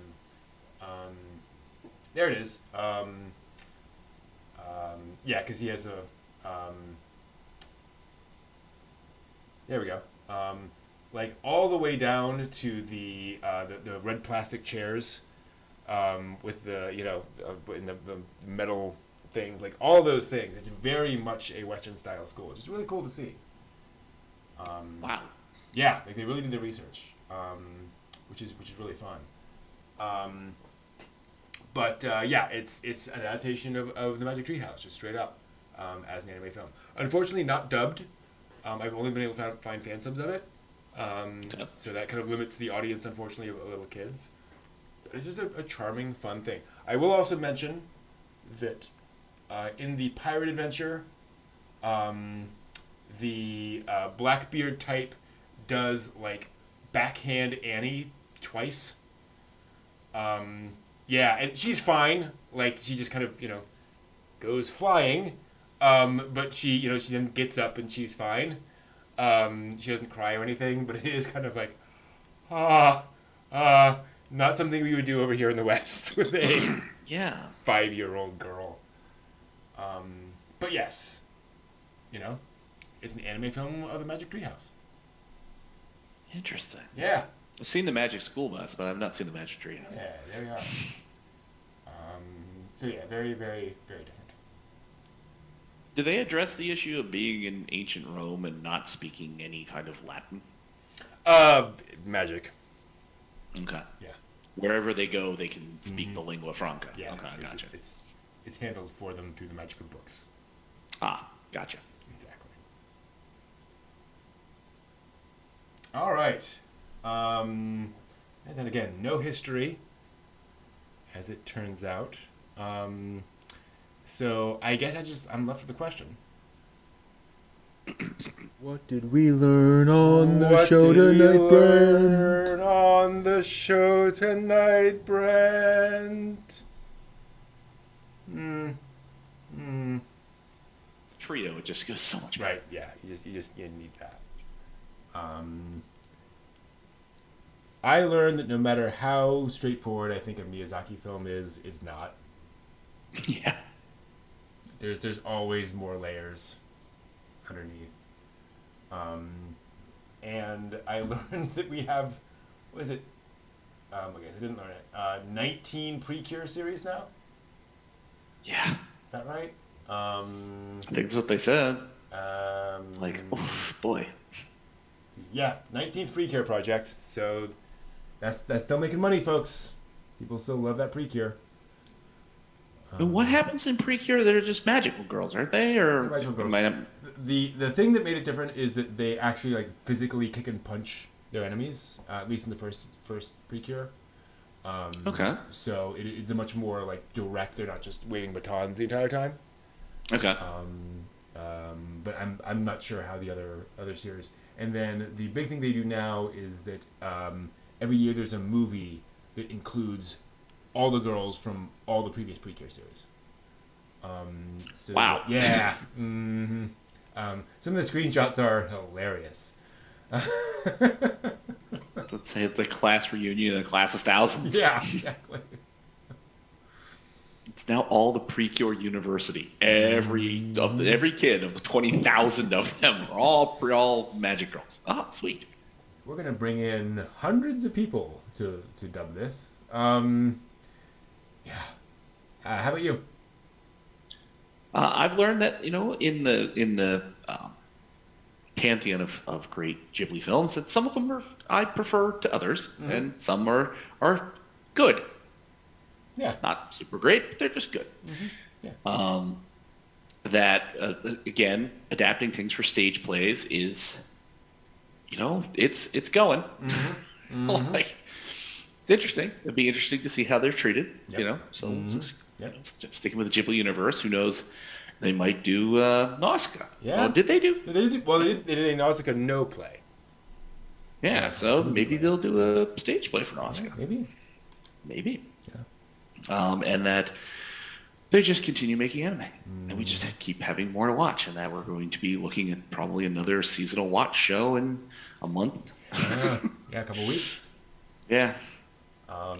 Should it be mid-December? Or I know a lot are bumped off to January. Mm-hmm. Yeah, so it'll be like I think World End Harem was bumped because of concerns for broadcast issues to January sometime. So some of them are going to be a little later than others, but it's coming up on us fast again for another watch party. Sure is. Well, we're definitely not doing it next week because next week is OnCon. OnCon. So we'll be having an online anime convention right here on YouTube and Twitch, streamed live from 11 a.m. Eastern to 6 p.m. Eastern.